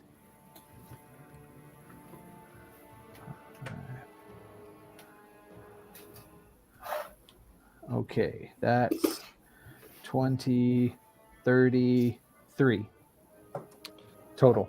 33 total. Oh, yeah. So So you take half. 16. Okay. Yep. 16 points of psychic damage. All right, that'll finish Earthen's turn. Puck, you're up. You're currently 30 feet away from the creature. You can still feel the featherless creatures on your back.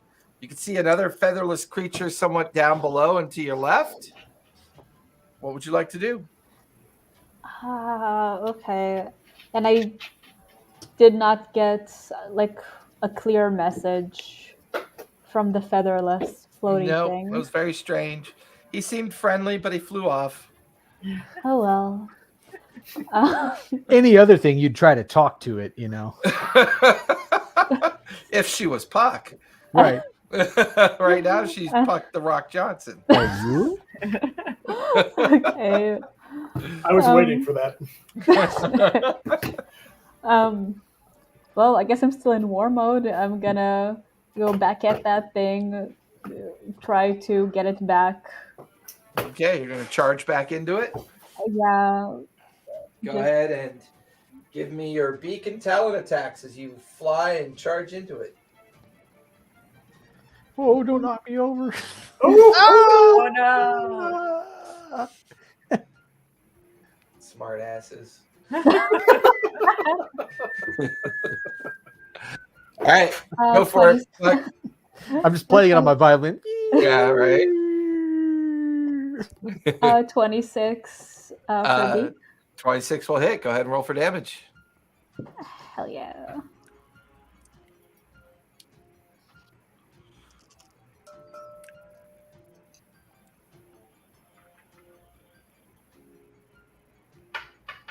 Oh my god. Okay. Ooh. I got a 34. yes, a Nice. 34 damage. About time you beat that average. In every single one, I got like 2 1s out of the 8s. Right. Okay, and now with the talons. Yep.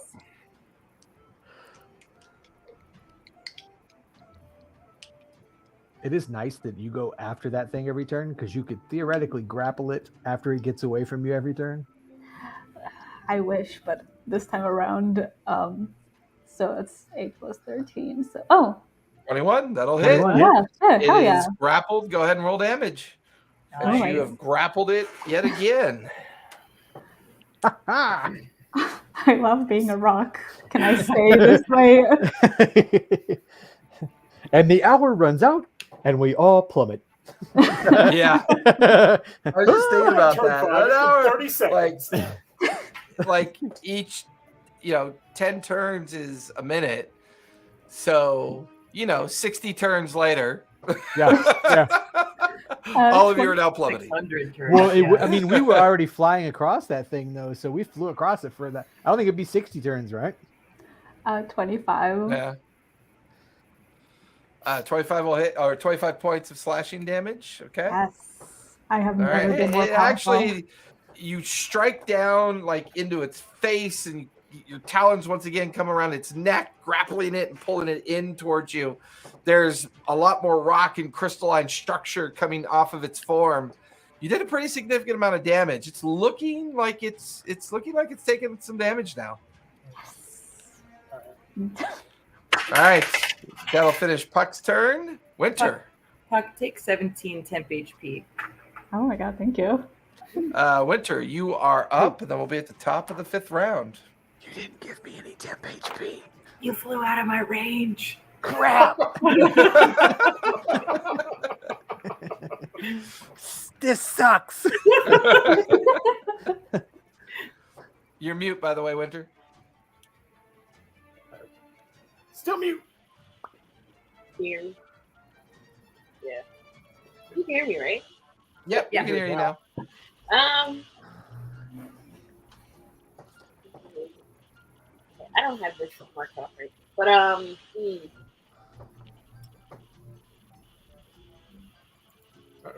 I don't have this marked off right.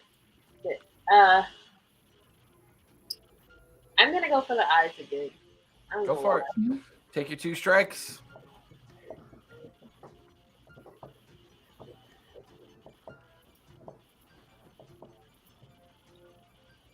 All right, I switched devices, so everything is like not where it was. Okay, got it. It's a 13. So wasn't it? 13, first arrow shattering across its rock armored form. Go ahead and take your second strike. Hey, since that's a physical arrow and I'm on its neck, can I possibly grab that arrow? Yes. What you have to roll, I think, right? Yeah, I have to roll for it. It's a deflect missile attack, but Because you're trying to grab the arrow. yeah. So Okay. You're trying to alley. That's kind of weird because I don't know what there's no thing there because I'm kind of doing it not quite the same because it's really for damage. Right. It's Yeah. a damage prevented. So I'd say if you want to burn your reaction to grab the arrow, just give me a good old fashioned dex check. Okay, next check. All right.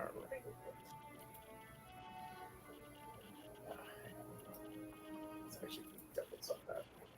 That is a 25. All right, you grab it. All right. Am I close enough that I can slam it into its eye?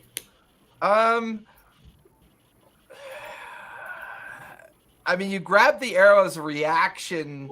I would say it's so fast, you just kind of slam the arrow down into its form, which will allow Winter to roll damage for it. Okay. It's an 8. Okay. Alley-oop. It's like If that killed it, I just feel a bit like you shoot, but you watch as it was about to just bounce off, and as it bounces off, Spot grabs it quickly, jams it into its neck. You see like a trickle of rock kind of spray off the wound of its neck. So you still get your second attack. The second one is a 20. 20 will hit. Go ahead and roll damage. It's a 13. 13. Nice. You watch as the arrow strikes it in the face. And like takes off some of the crystal and rock around one of its eyes. Not quite hitting the eye, but getting up near its face at that point. Anything you want to do with a bonus action? No, not yet, because my rolls are trash and all the money I spent on actual dice that I never use. That was about the most D&D response I've heard in a while. My rolls are trash, so not just yet. And all my goblin dice are betraying me. All my goblin dice. That's why you buy more dice, right? These aren't working today. Let's try these. Okay. Winter, take 12 temp HP. Thank you. All right, that'll take us back to the top of the round. 5th round. Spot, you are up with Xanath on deck. All right. Because I've been on the dragon the whole time, do I know, or can I intuit what Earthman's doing? I know he yelled out, but was I able to hear that? Like what he's trying to do with? Well, I yelled it when we were still like all smashed together. Yeah, you would have overheard him saying that he's convinced there's something about that misty veil down below that's linked to this creature. Okay, is he within earshot of me? You'd have to yell real loud, but he's nearby. Okay, I'm gonna try to the last place I saw him, I tried to project my voice in that direction, just like Earthen, she's a predator. Take a dive. And I'm going to try to climb onto the rock's face. Do I see the net anywhere? If I got really lucky, is it perhaps entangled in Puck's talon? Yeah. Not entangled in her arrow, but it's like entangled in the rocky surface of its neck. So you could see it because that's where you last tried to fling it up towards its face. No, I was talking about Puck's talons because she's in its face. Oh no, she's got it grappled around like the haunch of its shoulders and neck, where she's just got pulled in towards her, and she's keeping it grappled that way. Okay, I'm gonna see if I can grab my net and just kind of loop it around its mouth, basically, or around its snout. All right, give me athletics or acrobatics to do that. With advantage because it is grappled. Okay. Like you said that because that's 15. That is that is an 18. An 18? I rolled a 4 and a 6. So this disadvantage, 4 plus 10 is a 14. So we'll say that you got the net around underneath its like bulging, like kind of like rocky jaw. And it's now, and then you grab it with your free hand, and you've now got it kind of like, almost like you're trying to grapple it with the net. So you've got the net wrapped around its neck. We'll say that was your action to do that. So you have your bonus action and a little bit of more move left. Okay. Am I like basically standing like on its forehead essentially? Like, can I actually see its eyes? You're standing right above the crown of its head, looking down on the crown of its face, and where all its like serrated teeth, which are these like glowing like blue crystalline teeth, jammed up into its mouth in different directions. Okay, I'm gonna just kind of keep the net taut so that it can't open its mouth, or it has to break through the net to do it. Okay. And for my bonus action, I'm gonna do my flurry of blows and just try to kick it in the eye both times. Bonus action flurry of blows. Go for it. Yeah. All right. First one is a 16 to hit. You feel your strikes bounce off the hardened skin around its face as that one misses. The second one is a 23. 23 will hit. Okay. All right. I gave him 8 to the eye. Okay.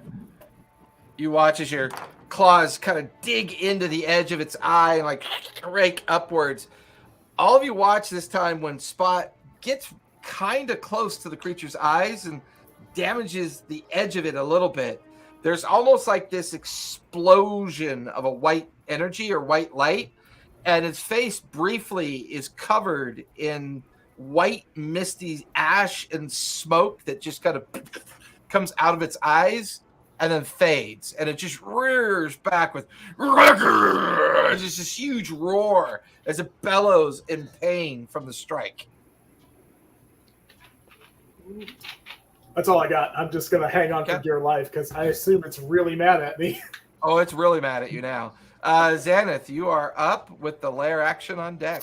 All right. Spot, do you still have temp HP from last time? Yeah, I do. Okay, I'm fine, by the way. I have tons of HP. Okay, I mean, it's like free at the end of every turn, so if you didn't have it, I would just give it to you again. No, just I still got my 13. All right, sweet. Okay, well, in that case, still holding enhance ability. I'm going to shoot a healing word at Earthen because I think he's right at 60 feet. I'll shoot a healing word at 4th level. Okay. All right.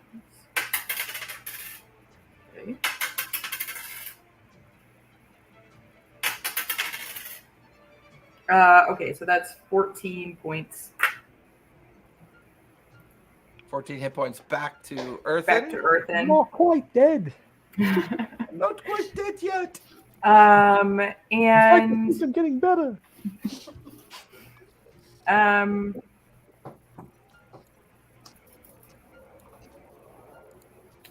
I don't think there's anything else I can do because I can't do any other spells. I can't hit as a bonus action. So I'm going to sit tight. All right, you're going to sit tight. Finish your turn. Lair action is up. Puck, once again, deck save with disadvantage, please.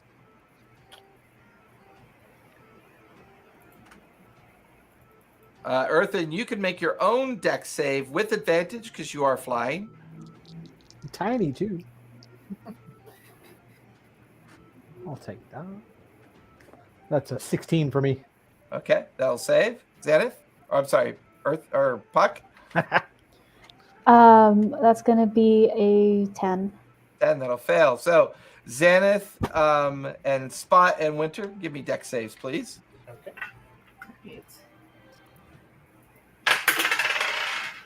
Oh, God. I got a 10 with fucking advantage. Nice. I rolled a 3. A 3. And Winter, what'd you get? Can I do lucky? Sure, go for it.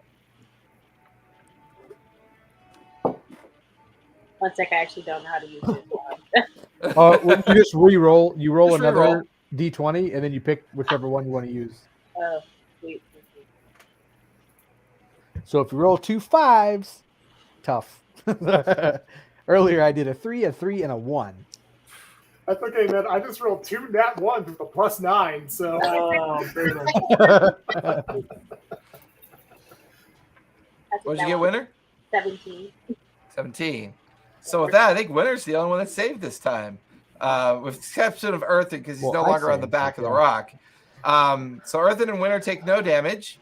Puck, Xanath, and Spot all take 22 points of fire damage. Oh, Jeez. Eat the trail, Which means, Eat the trail. Xanath, you need to roll 11 or higher.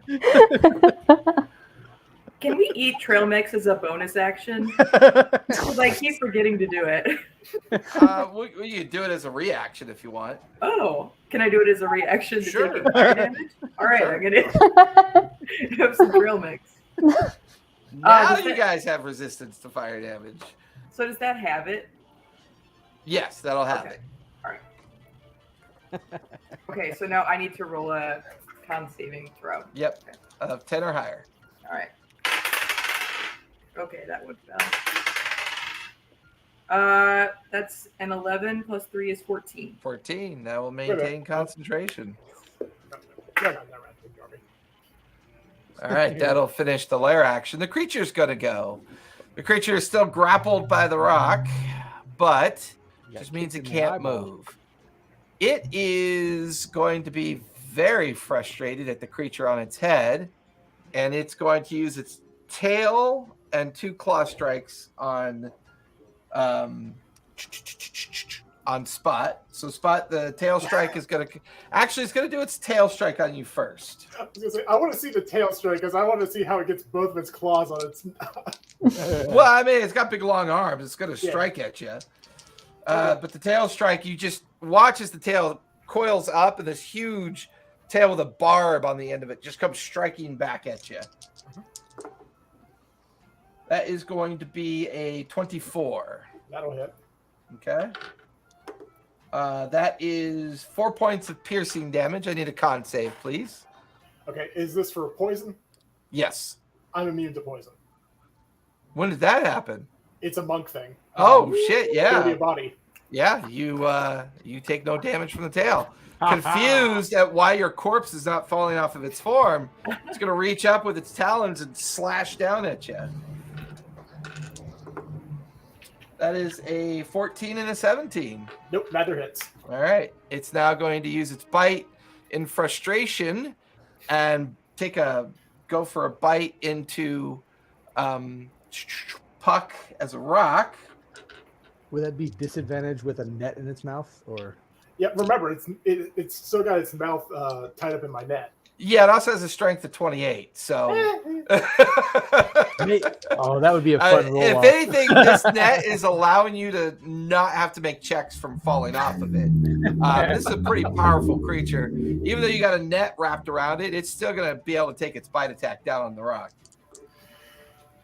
And that's going to be a natural 20. Oof. Wow.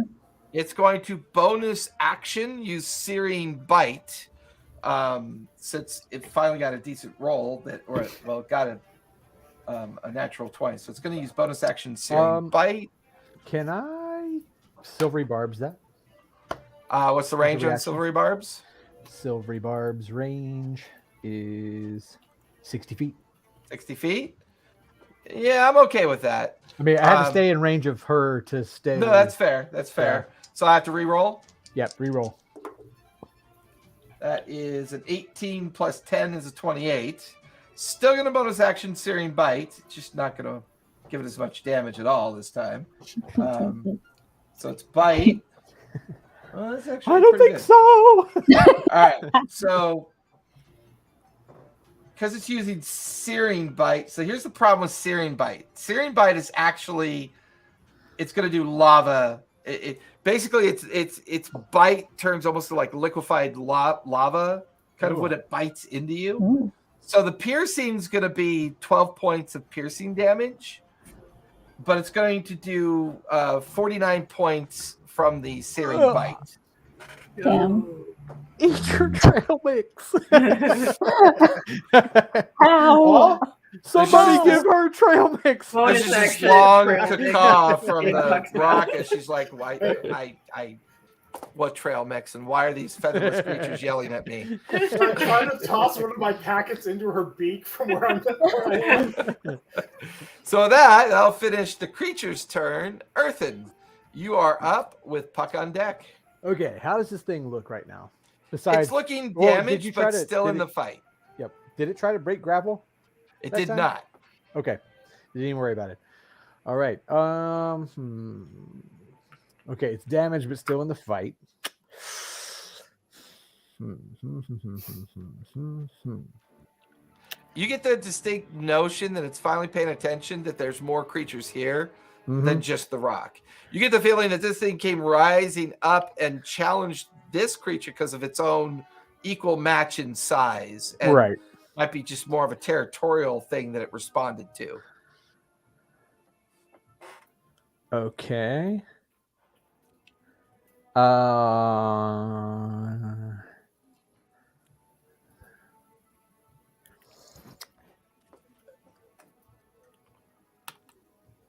Okay, I'm going to cast Hypnotic Pattern, but I want to cast it in let me ask first. Actually, would it be possible, because it's a 30-foot cube, to limit it so that I don't capture the rock or any of those guys, but just capture the cube, the thing, and Spot's going to be in there too, so he's going to have to make a saving throw with a 30. I mean, it's 30 foot. So if I put the limit of the yeah, cube, the only way you could pull it off is that to avoid the rock, is unfortunately Spot will be in it. Yeah, Spot's going to be in it. Yeah, but Yeah. I'll be able to get it. Yeah, okay. Then I'm going to cast Hypnotic Pattern. It's a save. It's a Wisdom save of 14. That is a natural 17. Boo. Wisdom save of 14, right? For me. Yep. Or is that? Do I have to do that now, or is that during my turn? Oh no, you can do it now. Yeah. Yeah. Okay. Ah, that's a big 5. That's a 5. Okay. Oh, no. So with that, I'm gonna fly up and flick him on the head, like, you idiot. What did I say about diving? I did. That's what I did the last round. That's what we're separated. I was like, Trigger follow the prey me, instinct. and I went down, and it didn't follow. I don't know what else I can do, buddy. But I'm gonna flick him on the head so that he's snapped. I guess that'd be my bonus action to flick him on the head. And let's Go see. on, give me your 2 damage. I'm not trying to damage you. I just don't want you to be like, I have to touch you. You have to be contacted to snap out of hypnotic pattern. That's true. So what does that do? What effect is he under?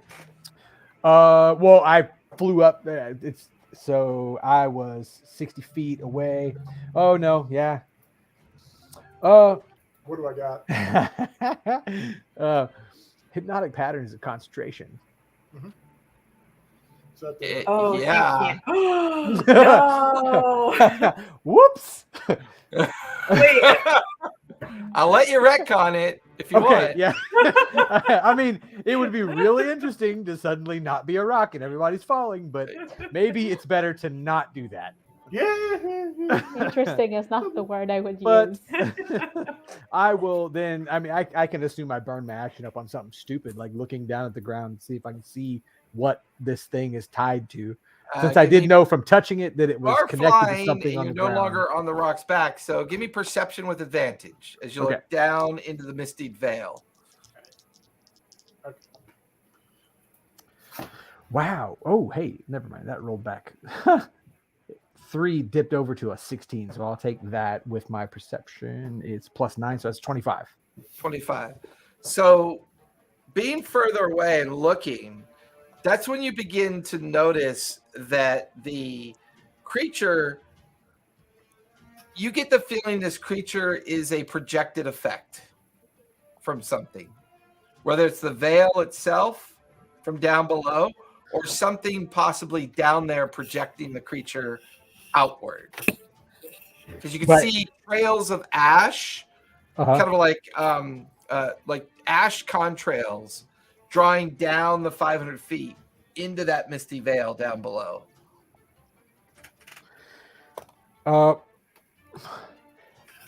So I'm going to holler at everybody else, like, we need to follow that trail, follow that thing, that down there, that. And like try to point at the trail, like the thing is leaving. And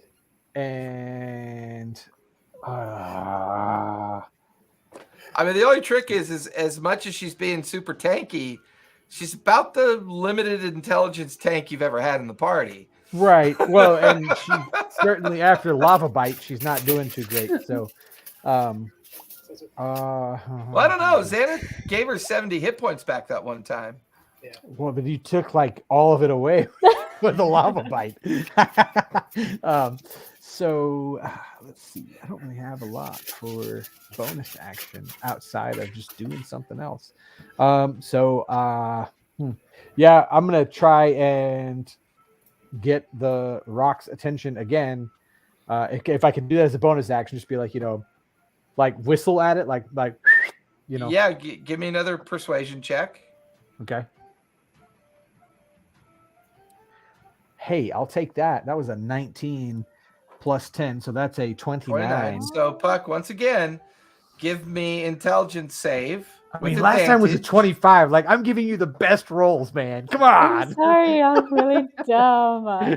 Hey, Earthen, storyteller. I don't know if this would make a difference. What I was trying to get Earthen to do is, instead of appealing to her reason, such as it is, appeal to her predator instinct. Just kind of like dip down and just be like, I'm a fast-moving thing that looks delicious. So it's not a conscious thing. It's just I'm just not okay. fast.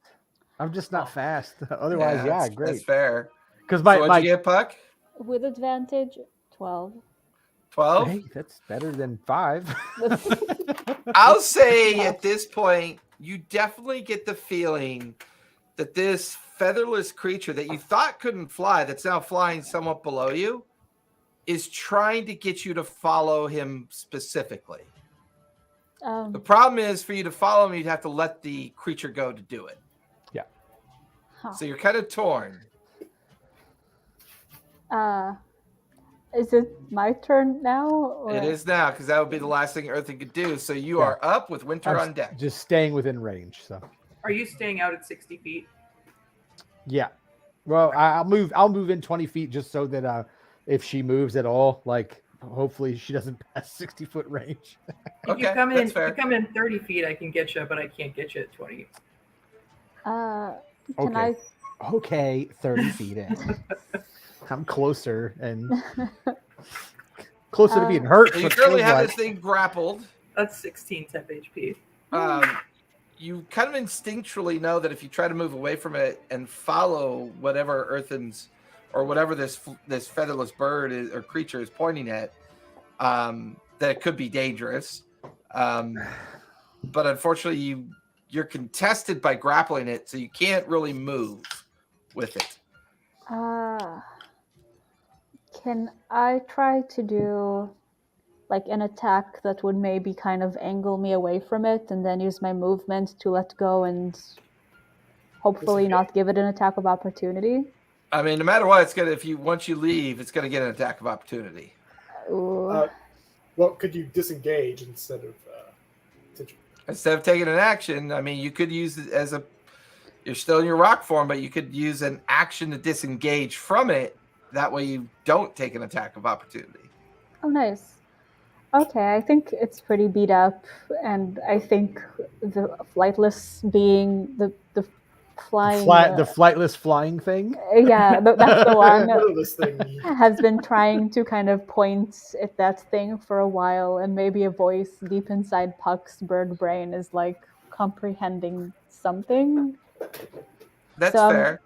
So I think as a rock, you get how many feet of movement? A lot. You get 120. You can move up to 120 feet. But maybe don't. So I'm gonna try and disengage. And then you let it go, and then rather than attack it, you move away from it. You fly back a few feet, and then you dive down towards where you can see Earthen, and you fly just like 20 feet beyond where Earthen is. Do I have any more actions available? Nope. Fair. I mean, you could bonus action, use your keen sense to kind of figure out what the weird featherless creature is trying to point out or make you follow him for. Yes, let's try our best with that. Okay, go for it. Give me perception as you kind of follow the notion of what Earthen is doing, and with your perception looking down into the veil. Okay, that's 19. 19. Your eyes pick up on movement down in the veil. Something shadowy is moving beneath the mist and the fog. And with your keen eyesight, being a rock, you realize you're staring down at dozens and dozens of smaller forms of this creature that you've been fighting. You can also pick up on the fact that there are strange, thin tendrils of ash contrails tracing from the veil up to its form, like it's connected somehow to it. Oof. So that'll finish your turn. Winter, you are up, and then we'll be at the top of the 6th round. So from your vantage point, Winter, Puck's rock form has disengaged with the creature and moved about 50 feet down below it. Puck's rock form is now considering something down below while also looking back up at the predatory creature. Earthen is flying nearby, and the others are still on the back of the rock, with the exception that Spot is still up on the neck of the creature. What would you like to do? And you're on mute, by the way.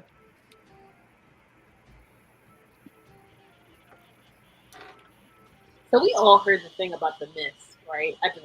Yeah, you've all gotten that feeling, yeah. I yelled it out, so yeah, hopefully. a couple times. I just wanted to go Down there. Is it like an endless fall? Say that again? Like if I were to jump down there, is it like an endless fall or? I mean, you're currently We're like now that you're 400 feet in the 50 air. feet below, you're currently 450 feet from the ground. Oh, never mind. It wouldn't be an endless fall. Eventually, you'd hit the ground. Yeah. Hard.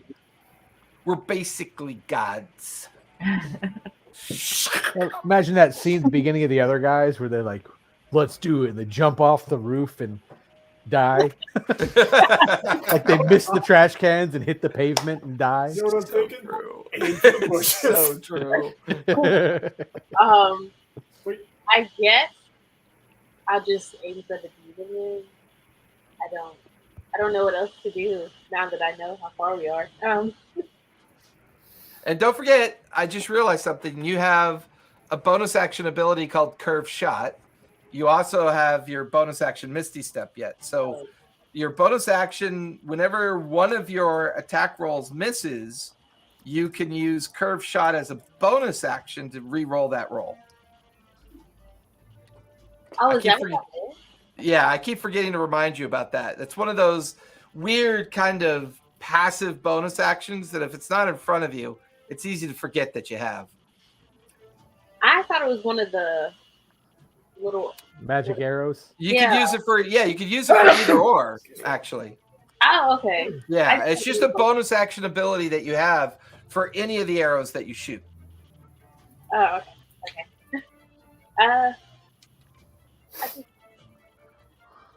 Wait, do I still have a banishing arrow, or is that just one? I think you have one left. Okay, I've been trying to figure it out. Yeah, so bonus action, you summon Banishing Arrow, which means you won't have the Curve Shot available because it's a bonus action to summon the Vanishing Arrow. So I take it back. I think the Curve Shot is only good for regular arrow shots. Okay. I'll just try the Banishing Arrow.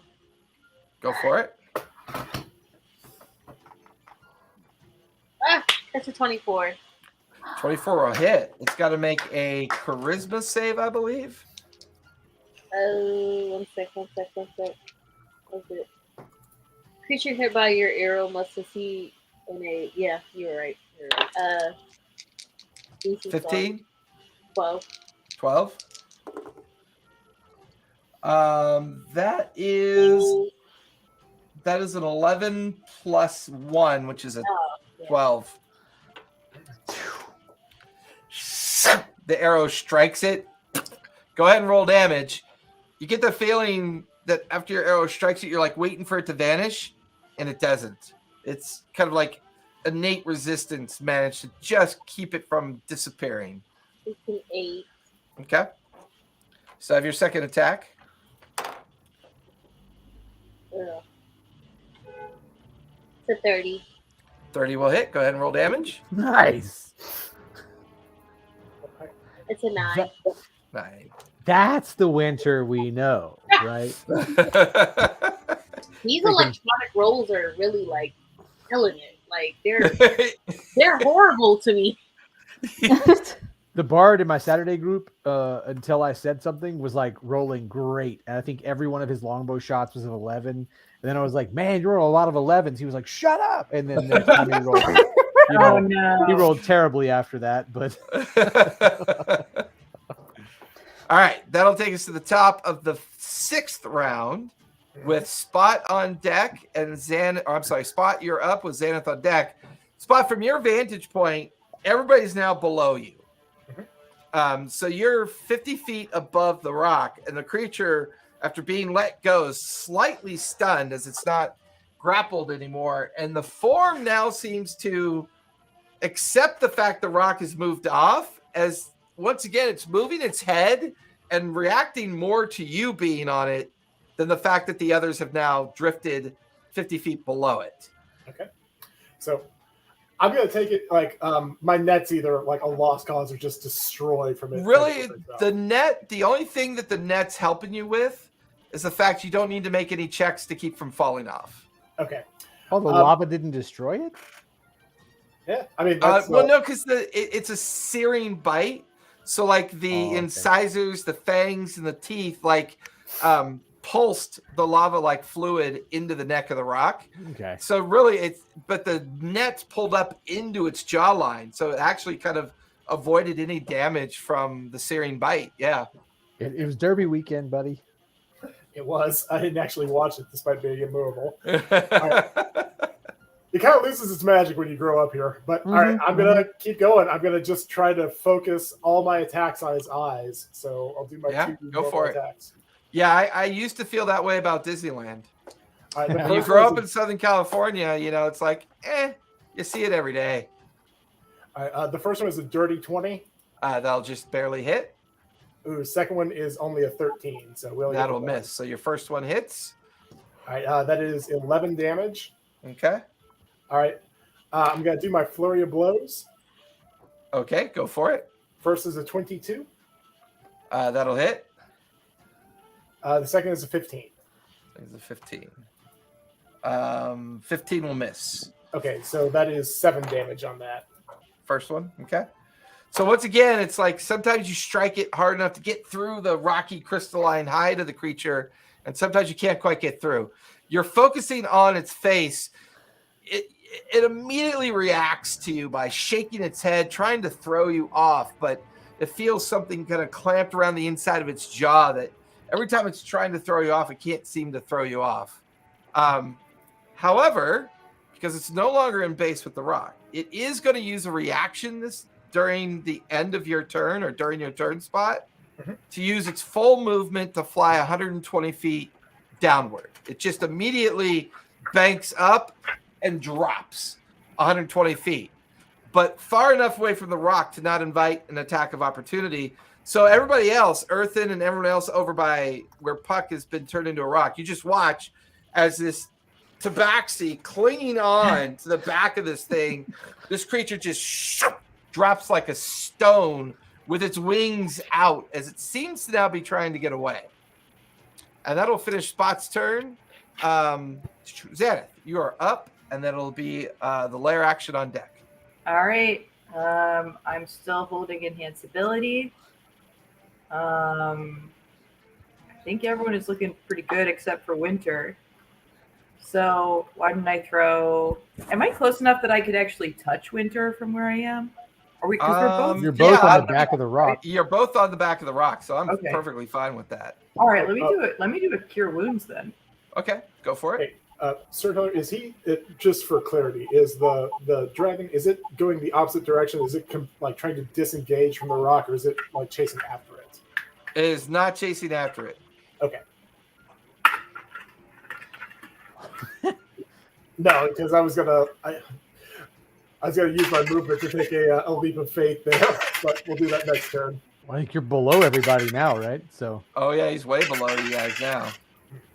So what I will do, Spot, if you want to, because you still have a reaction left, right? Yeah.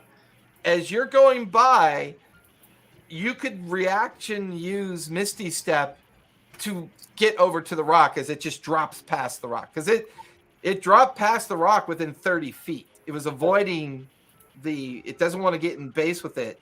So if you want, while Xanath is healing Winter and you're dropping by, you can try to bamf over to the back of the rock. Let's go ahead and do that. Okay.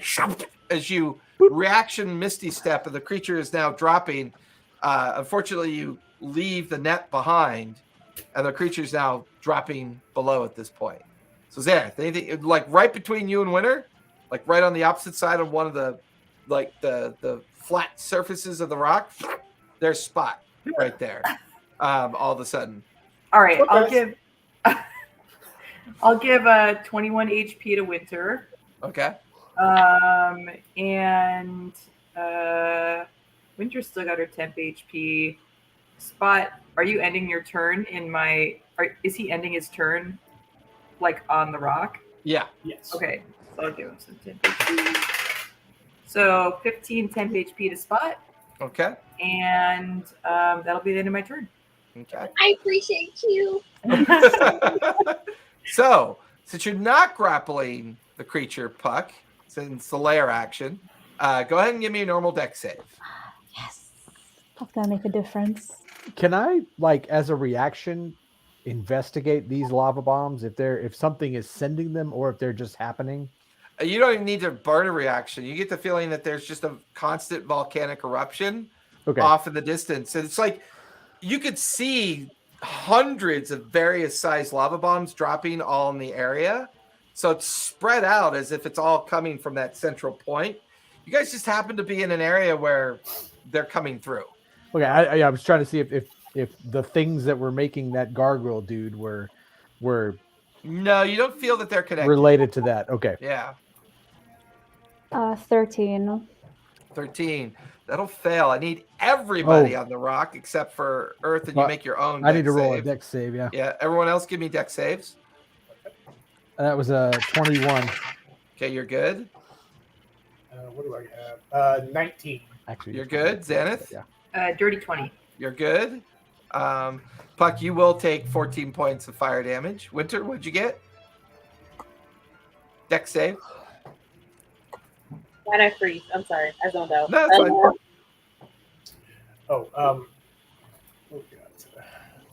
They got a 16. You're good as well. So only Puck took damage. She twists her huge rock form, twisting and moving away from these lava bombs that are tracing through the air. If the lava bomb actually hit you, you'd be dead outright. The reality is, as these lava bombs course through the air, it's the heat of their form kind of getting too close to you that's doing the actual damage. Because they're pretty slow. Yeah, Spot. Can I kind of, I imagine I'll have to do this during my turn, but can I kind of get up towards Puck's head and just kind of try to part her beak and just throw one of my trail mixes in there? During your next turn, you can, sure. Yeah. If she lets you. She might just try to eat you like a worm. For being a bird. The tail is distracting. So that'll finish the lair action. The creature's going to go next. The creature does its 120 feet move, and then its 120 feet dash action. It is now within about 100 feet of getting back over to where it came out of. So I'll finish its turn. Earthen, you're up, and then Puck's on deck. The creature is now 240 feet away. No, 290 feet away from you. Way down below. Yeah. So would I have, as a bonus action, could I like try and make an insight check on whether or not I think that thing's coming back? Like it's gone and we can. I'm okay with that. You can make an insight check on that for a bonus action. Just like if we're, as long as we don't do anything stupid, we're in the clear kind of thing, or if we need to continue this. It's up to you. Yeah. That is well, I'm glad I got a +9. So that's a 19. The only concern you have is that you get the feeling that it's definitely running back towards the Misty Veil to kind of seek cover for itself. It's that regenerative ability that has you concerned. Okay. If it is tied to whatever's in that Misty Veil, and although Puck couldn't really communicate with you with what she saw with her keen eyesight, the one thing you do know that somehow this creature's connected to that veil. You're just not. You feel like it's running, but you're not really sure if it's running because it's defeated or because maybe it needs to go heal itself. Okay. So, let's see. What's the flight speed of the rocket? Is 120 feet? Correct. Okay. So, I'm going to fly back to the rock, back to Puck. That's your movement to get back Yep. to Puck. But I'd like to land like on around her head. Okay. And as my action, try to like push her, like move her head. Or, I will say, could I use? So you don't even. Yeah. I'm going to say you could hold that action because one of the things I want Puck to do. Puck, seeing this creature run from you, get your predatory instincts up as a rock. Give me a intelligence save with disadvantage. No. As you're trying to determine whether or not you want to pursue this creature. Ooh, okay. Oh, you got -4 to intelligence. Yeah. It does. And I'll say if you make the save, you resist the temptation. If you fail the save, your predatory instincts kick in and you just immediately start chasing after the creature. Are we sure it's in disadvantage? No. Are we sure it's disadvantage? Yeah. Well, it's 2 - 4.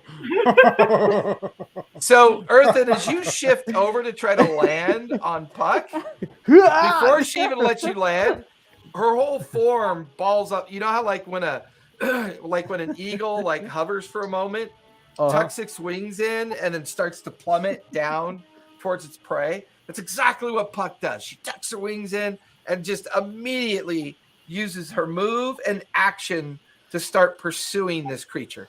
So she's able to move 240.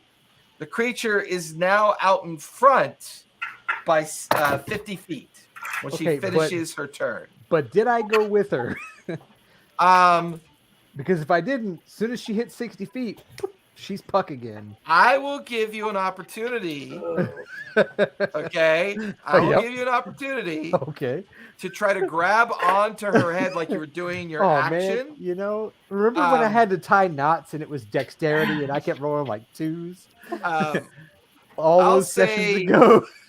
Would you prefer athletics or acrobatics? Oh, acrobatics by far. It's a dex like versus my athletics. Give me a good old fashioned acrobatics check. I'm a -1 on athletics. I will take acrobatics any day. That's a 15. Okay, you're good. You managed to grab onto her feathers, and she took you with her. Because that would have been just a really weird thing, like so pow, and then everybody's falling.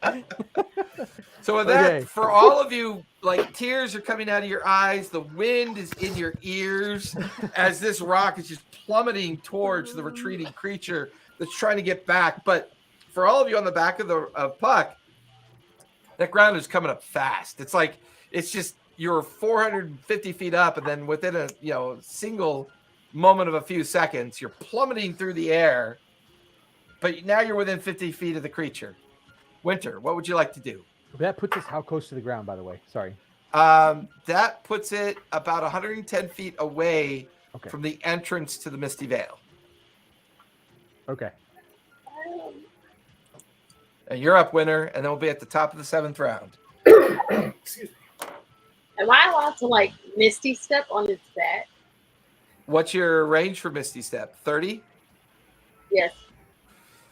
I'll give you this. You can free fall for the first 30 minutes and then Misty Step onto its back if you want to try that. I've been falling for 30 minutes.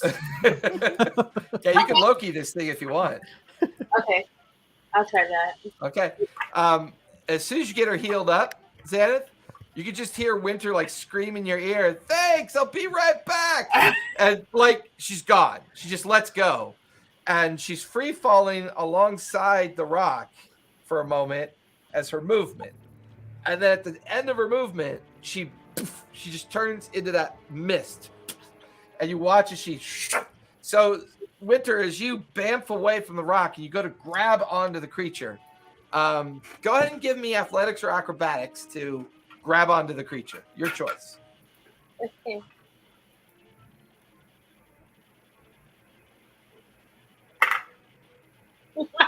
It's a 12.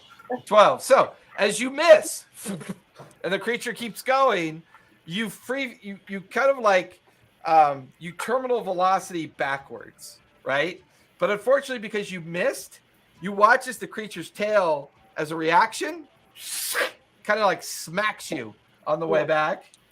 And it'll hit you with a 29.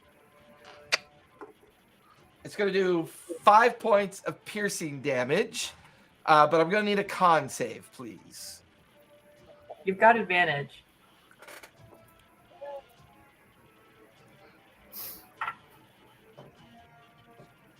What do I roll for advantage?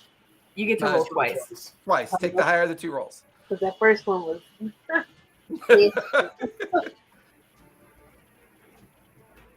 Okay.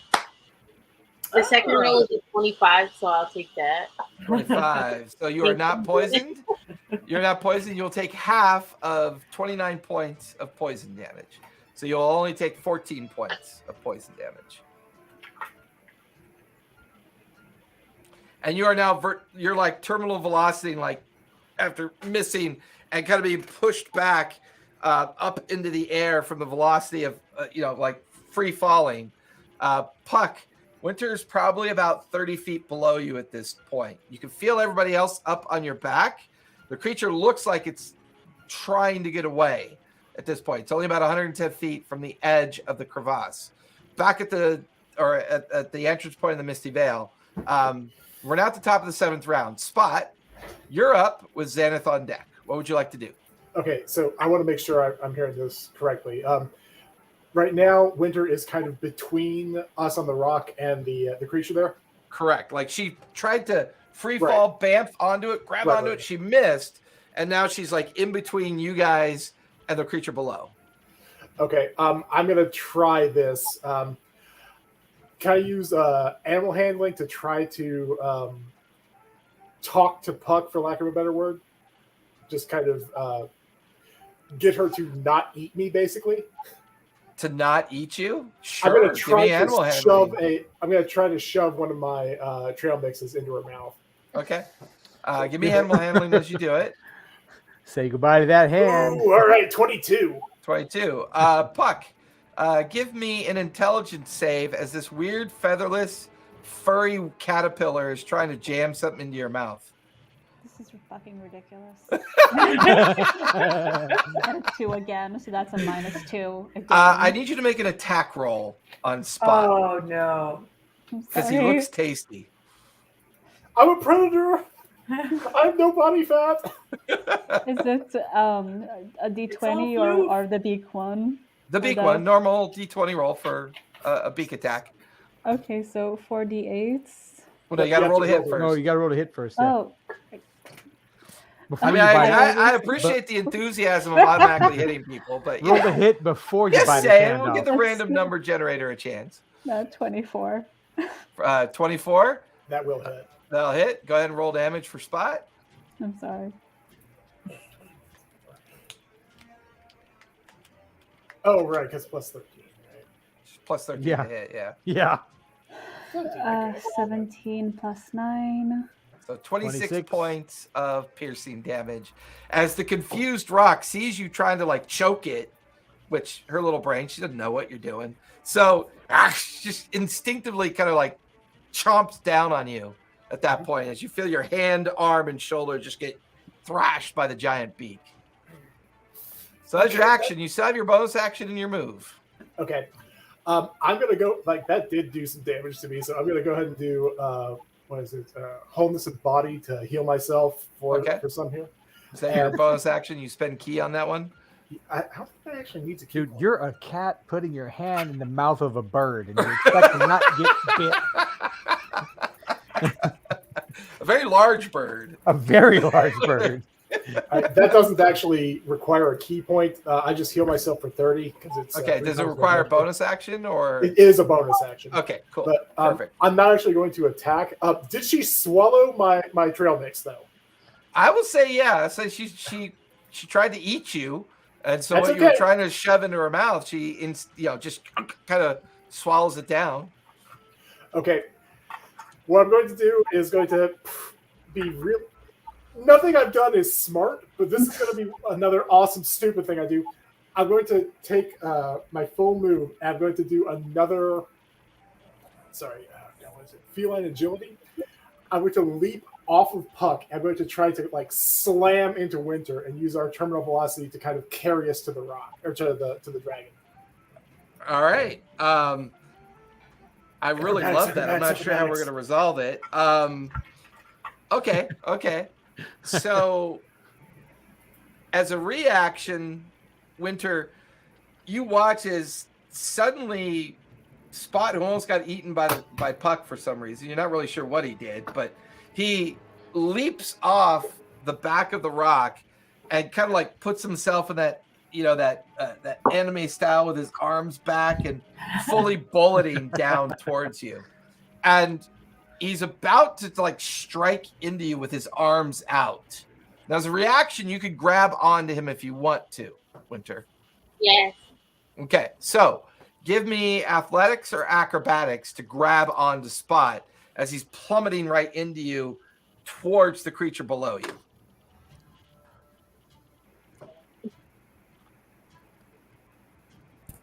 I'll let you choose either athletics or acrobatics, your choice. Uh-oh. It's an 11. So, as you collide with her, Winter, you'll take 4 points of bludgeoning damage from being struck by Spot. She pivots away from you, Spot, and is now tumbling back behind you as you slam into the creature down below. Can I try to wrap my tail around her as she kind of falls behind me? No, you got nothing left in the tank, bud. Okay. As you plummet into the creature, and you grab onto the creature because your feline agility gives you that ability just to dig into it. Once again, Winter's tumbling backwards. Everyone else on the rock just watches Spot is now clinging onto the backside of this creature. That'll finish Spot's turn. Yes, Winter. I got an idea, but I don't know if it's gonna work. You gotta wait till your turn, because currently that we went on Spot's turn. So Xanath, you're up with the lair action on deck. All right. How far away is Winter from me now? Is she more than 60 feet? No, she's probably about 30 feet away. Okay. I think I have something for her. Just yeah. Okay, because I think I can get her, but I would have to go fly and get her. So I have a ring. Remember? Okay. So you're gonna get her? You got this? Yeah, we'll say it's a free action for you guys to confer. That's fine. Okay. Yeah. Did you see that? And you're within 60 feet because you're not with us. Are you within? Yeah, I'm on the bird. Yeah, he managed to hold on. 60 feet, just as she plummeted after the creature. If she left 60 feet, we would all be falling right now, except for me. Yeah. Okay. All right. Okay. Yeah. All right. Well, in that case, I'll keep holding enhance ability. And Puck, how are you doing health wise? I'm at 100 and all right. Of course, she's now currently resistant to fire damage, at least. Yeah. It's okay. All right. Well, maybe I'll throw another healing. If you're like up in the hundreds still, I'll throw another healing word at Winter. Okay, go for it. All right. Because she'd be within range. I feel so loved this session. Okay, so I'll do a healing word at 3rd level, which is disappointingly 3d4, 3, 6. Okay, 10. So that's 14 to Winter. Okay. And bonus action, maybe I'll take some more trail mix. I mean, all right. Does it work like for a minute, or is it like a it's 4 hours? Oh, 4 hours. never mind. Yeah. Then. Okay, I'm good. I mean, it's still pretty tasty if you want to eat some. I mean, it's up to you. I'll just munch on it. Oh, no, the rate we're flying down with her, I feel like you'd pour it out and it would fall up. Transmission momentum, man. No, doesn't work like that. Well, the trail mech is lighter than you, so it would fall behind you. Pouring it out, and it's just Light up in your- No. All right. I think that's all for me then. Okay, so with that, the lair action is up. Puck, because you're free diving, go ahead and give me a deck save with advantage this time. Because you are just plummeting towards the creature.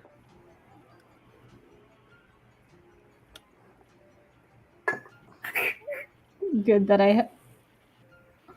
This is fucking stupid. With advantage, what'd you get? Well, it's 5 plus 4, which is respectable. All right, so everybody on Puck, give me deck saves. Winter, give me your own deck save as you're free falling right now. Spot, you're on the back of the creature. I'm gonna have it make a save. It failed as well, so Spot, you've got to make a deck save as well. I have a 23. I got a 20. You are good. By the way, Puck, take 14 points of fire damage. Halve the 7 because you are resistant. Earthen, what'd you get? Dirty 20. You're fine. Xanath? Nat 20. That's why you're good as well. Spot, what'd you get? 28. 28. So once again, these lava bombs coursing through the air. You can feel the heat and flame. Nothing got too close to do too much damage this time as Puck is like corkscrewing around. So it's now the creature's turn. The creature's going to continue to move its full flight speed, which will bring it to the edge of the Misty Veil. As soon as it gets to the edge, you watch as these huge columns of mist start pouring out of the fog and the smoke and the ash. Just pour out around it, blinding everybody that's currently plummeting towards it. Puck, you know somewhere down there is the ground. I need you to give me a wisdom save as you try to figure how much distance you have before you slam into the ground. Oof.